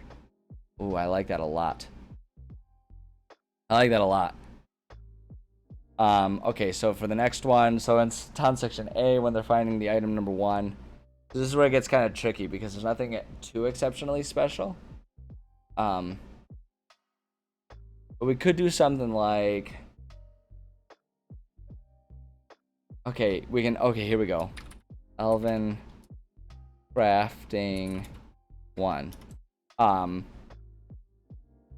Here we go. We can do like Elven crafting 1, 2, 3, and this might, and I might change this. This might end up feeling like too much of a cop out.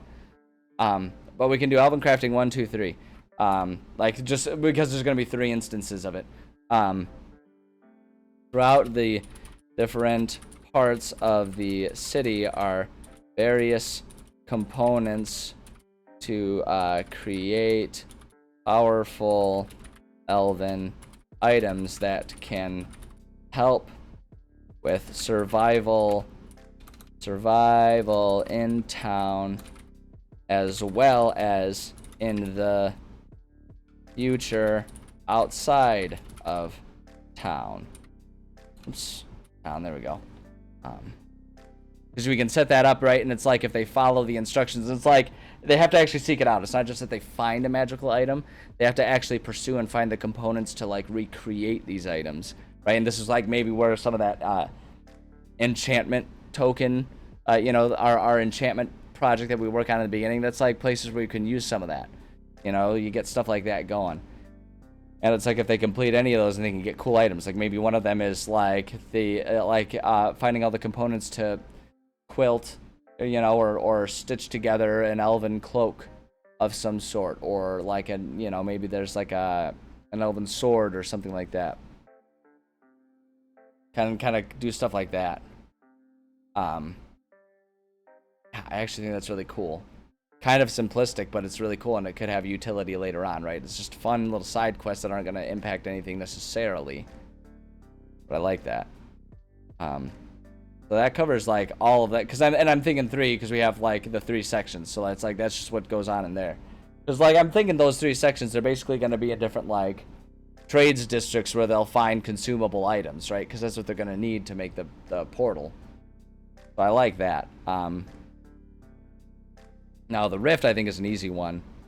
So we'll say friends in the rift. We'll say during their time near the rift, there will be evidence for the players that perhaps other friendly beings are imprisoned near or in the rift. If players take time to help them, actually, we can make that just a separate bullet for the sake of clarity. These people may help distract the monster in the next couple sections during the chase, right? So we're setting up, like I'm trying to set up things that are like kind of dynamic and helpful. And I think what's hard about having these impact like the future of the campaign once they leave Ashra Naloor here is the fact that it's such a removed place. It doesn't make a whole lot of sense. Like they're teleporting away from this very removed and isolated area. So I'm kind of okay with just leaving side missions mostly relevant within this area. But you know, that gives us the 6. And honestly, with this one, A Friend in the Dark, and what I'm going to do, I'm just going to add another bullet for this one, and we're going to say, when players return, this friendly may also help distract the monster as they are trying to rebuild the portal. Do something like that. And that gives us some side missions to work with. So this is a much, much more complete outline, and this gives me much more to start working with as we think about working, like adding details and really writing our next section here. So I am very pleased with this, and I think the timing is just about perfect. Probably gonna end just a little early here, but I think this is a good stopping point. I think this is really good. So let me bring us over to our chatting here. So thank you so much to everyone who stopped by. I felt good sitting here doing some writing again. I missed it, man. I missed it. You know, like being away at the kickboxing tournament, watching my you know, helping to coach and watching my teammates succeed, you know, to the various levels they did, whether they made it to quarterfinals, semifinals, or even our one fighter, she managed to win a belt in her weight class. You know, like, as much as I loved that trip, oh, it's nice being back here writing again. It's been like 2 weeks since we worked on this project, so it felt really good. Felt really good to be here again. So, yeah, I dig it. I appreciate that. Yeah. I mean, we've got, I guess, I don't know.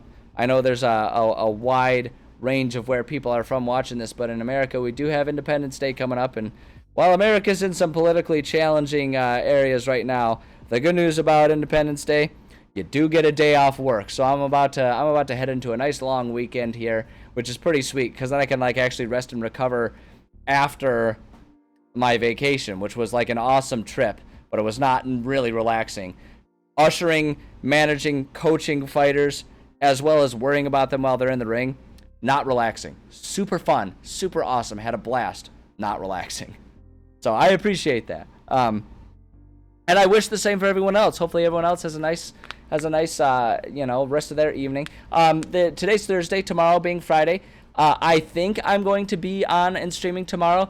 That said, I have a wedding to attend this coming weekend for a family member, and I need to try some clothes on and make sure that I've got clothes that fit. So I may or may not be streaming tomorrow, depending on if I have to emergency go out and get another shirt. I bought a shirt that I thought would fit, and then I was stressing and stress eating through the week while watching my fighters fight, and I'm a little bloated, and I don't know if that shirt is going to fit me all that well right now. That shirt is bought and fitted to me when I'm about 10-15 pounds lighter than what I weighed in this morning, so you know, I may have to go out and do that tomorrow. So I will post updates on my various sources of staying connected about what's going on with stream tomorrow.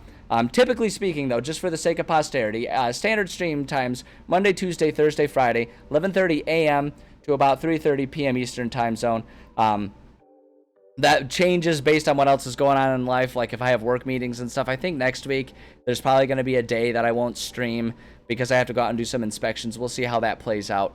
But that's the standard stream times, which means that, like I say, unless something changes, I should be back on tomorrow. We'll play some more Quern, which is a fun puzzle game, very similar to Myst, which were sort of my original inspirations years and years ago to get into world building and all this stuff we're doing right now. So it's like, feels like a lot like me going back to my origins, which is awesome. I'm having tons of fun with that. But That's what we got coming up. I mentioned I'll keep announcements on places where people can stay connected. Those places include my Discord server. You can get linked up there. I put announcements there. I also put announcements on my Twitter, EnviroStreams, at EnviroStreams on Twitter. So you can follow me there. And then just for other kind of more social media stuff, less announcements, more fun stuff, you can follow me on Instagram, EnviroBoy Streams, and you can follow me on YouTube, EnviroBoy. YouTube, I put all my VODs there. So if you want to see other things that I've written, see other games that I've played, you can go check out the YouTube and see all of that. And that's what I got. That's what I got. So thank you again so much to everyone who stopped by. This was a really good day coming back. I had tons of fun with all the different discussions and suggestions that people have and stuff. I love it. I love doing this stuff, and you guys are what make it fun. So I appreciate you guys. Go out there. Have a good rest of your Thursday. If I don't see you tomorrow, have a good rest of your weekend. And, yeah, that's what I got. That's what I got. Take care of yourselves. I'll catch you cats on the flip side. Bye now.